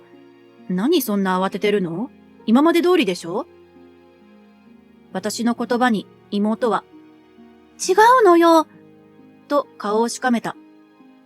違うって？慎吾、子供ができたの。は？どういうこと？妹の言葉に思わず目が点になる。妹と暮らし、職業はアルバイトの30代男性に子供ができた？いやいや、ダメとは言わんけど、何がどうなってそうなった？高校に行って、年下の子妊娠させたんですって。相手から責任取れって怒鳴り込まれて大変だったのよ。それで結婚するの？もうしてるの。出産は再来月が予定日だったかな？それなのになんで腹くくって就職するどころかバイトを辞めてるのよ。私の言葉に妹は首を横に振った。さすがに呆れているようで、知らないとでも言いたげだ。一方弟は私の方を肉々しげに睨みつけ、遺産が入ると思ったからだよ。と怒鳴りつけてきた。八つ当たりもいいとこである。遺産があると思ったから仕事辞めても大丈夫と思ったんだ。相手の親にもそう伝えてて、産後は育児手伝うってことになってたんだよ。あんた絶対育児なんて手伝わないでしょ。物は言いようだろ。俺は働きたくないんだよ。ずっと楽に金が手に入ってたのに、なんで大人になって真面目に働かなきゃいけないんだ。アホみたいだろ。それが大人になるってことでしょうよ。何言ってんの？ああ、もう、子育てなんて金がかかるっていうのに、遺産がないなんて。なあ、姉ちゃん、本当に1円もないのか？すがるような弟の態度に、私は呆れを通り越して笑いが出た。そんな私を前に弟は、笑うなと怒りをあらわにする。ごめん。でも、そもそも3億もなかったから1円もないわよ。どういうことだ？お母さんがずーっとお父さんのお金を使い込んでたからよ。私が介護を始めてから使ったお金は8000万もないわ。だから本当に全然足りなかったのよ。え？だから、あんたたちはお父さんの遺産になるはずだったお金をお母さん経由で受け取ってたのよ。お母さんから生活の面倒をいっぱい見てもらってたでしょ？あれは全部お父さんのお金よ。気づいてなかったの？気づいてはいたけど、それとは別に遺産があるもんだと。お父さんだって大富豪ってわけじゃないのよ。1年で何億も稼いでるわけじゃなくて、何年もかけて貯めたお金なんだから、使い込まれたらもう元の額には戻せないわ。嘘だろ？今度は睨みつけるような余裕もなくうなだれる弟。人のお金を当てにして行き過ぎよう。反省しなさい。私の言葉に弟がこちらをじっと見る。姉ちゃん、もうこうなったら本当に無理だ。出産費用もない、相手の親に頭下げるってなったら俺、ボコボコにされてもおかしくないんだ。頼む、金貸してくれ。そう言って弟は私に土下座をしてみせた。この通りだ、頼む、と平服する弟に私は笑顔でこう言ってやった。絶対嫌。嘘だろ？鬼かよ。なんとでも言えばいいわ。悪いけど私はお父さんをきちんと見送ったらあんたたちとは絶縁するから、私があんたたちを助けることはこれからも永遠にないわよ。当てにしないことね。え？何を驚いてるの？はっきり言うけど、お父さんが倒れたりしなかったら、私はとうの昔にあんたたちと縁を切ってるわ。病気で苦しんでいるお父さんを悩ませるようなことをしたくなくて、先延ばしにしてただけよ。私に何かあったら、あんたたちが何と言おうと、それこそ法的手段を取ってでも、お父さんのことを頼まなきゃいけなかったしね。ふざけんなよ、長女だろ？だから何？親はちゃんと面倒見たわ。長女の責任は果たしたはず。こんなろくでなしの兄弟の面倒まで見ないわよ。マジありえねえ。ともみ、お前は助けてくれるよな？そう言って妹に助けを求める弟。しかし、いや、わかってるでしょ？私も今のバイトの契約来月で切れるから、あんたのこと支える余裕ないわよ。なんでお前はそんなに仕事が続かないんだよ。人生のうちほとんどが無職じゃん。今の言葉、そっくりそのまま返すわ。なんだと？睨み合う双子を見て、私は思わず乾いた笑いが出た。お金に執着した挙句、お金を貸してくれないからって兄弟喧嘩するなんて、ほんとあんたたちみっともないわね。恥ずかしいという気持ちが多少はあったのだろう。二人とも黙った。少しすると、うちの夫たちが現れて、遺産の話はそこで終わったのだが、結局、葬儀中はずっと険悪なまま、ほとんど兄弟で口を聞かず幕を閉じたのだった。その後、父の四十九日を終えた私は、二人と絶縁した。弟は葬儀後すぐ、奥さんの実家に、出産費用が捻出できなくなったと頭を下げに行ったらしい。どうも相手の親御さんは、世間では制業とされていない自由なご職業に疲れているらしく、弟は最初に本人が懸念した通り、顔にたくさんあざを作って帰ってきた。結婚はなしになったが、高額の養育費や、本来支払う義務のなさそうな慰謝料を請求されて苦労しているようだ。また、この件が理由で、弟の奥さんのご実家に関わる人が、弟たちの家のあたりをうろつくようになり、妹もたびたび怖い思いをしたようで、妹も弟に絶縁宣言を出した。巻き込まれたくないらしい。金の切れ目が縁の切れ目とはよく言ったもので、血のつながった家族であっても、生活がルーズすぎるとこんなことになるんだなぁ、と勉強になった出来事だった。二人とももう頼る先がないので、きっと仕事はしているだろうが、あの性格じゃ今も長続きしてないんだろうな。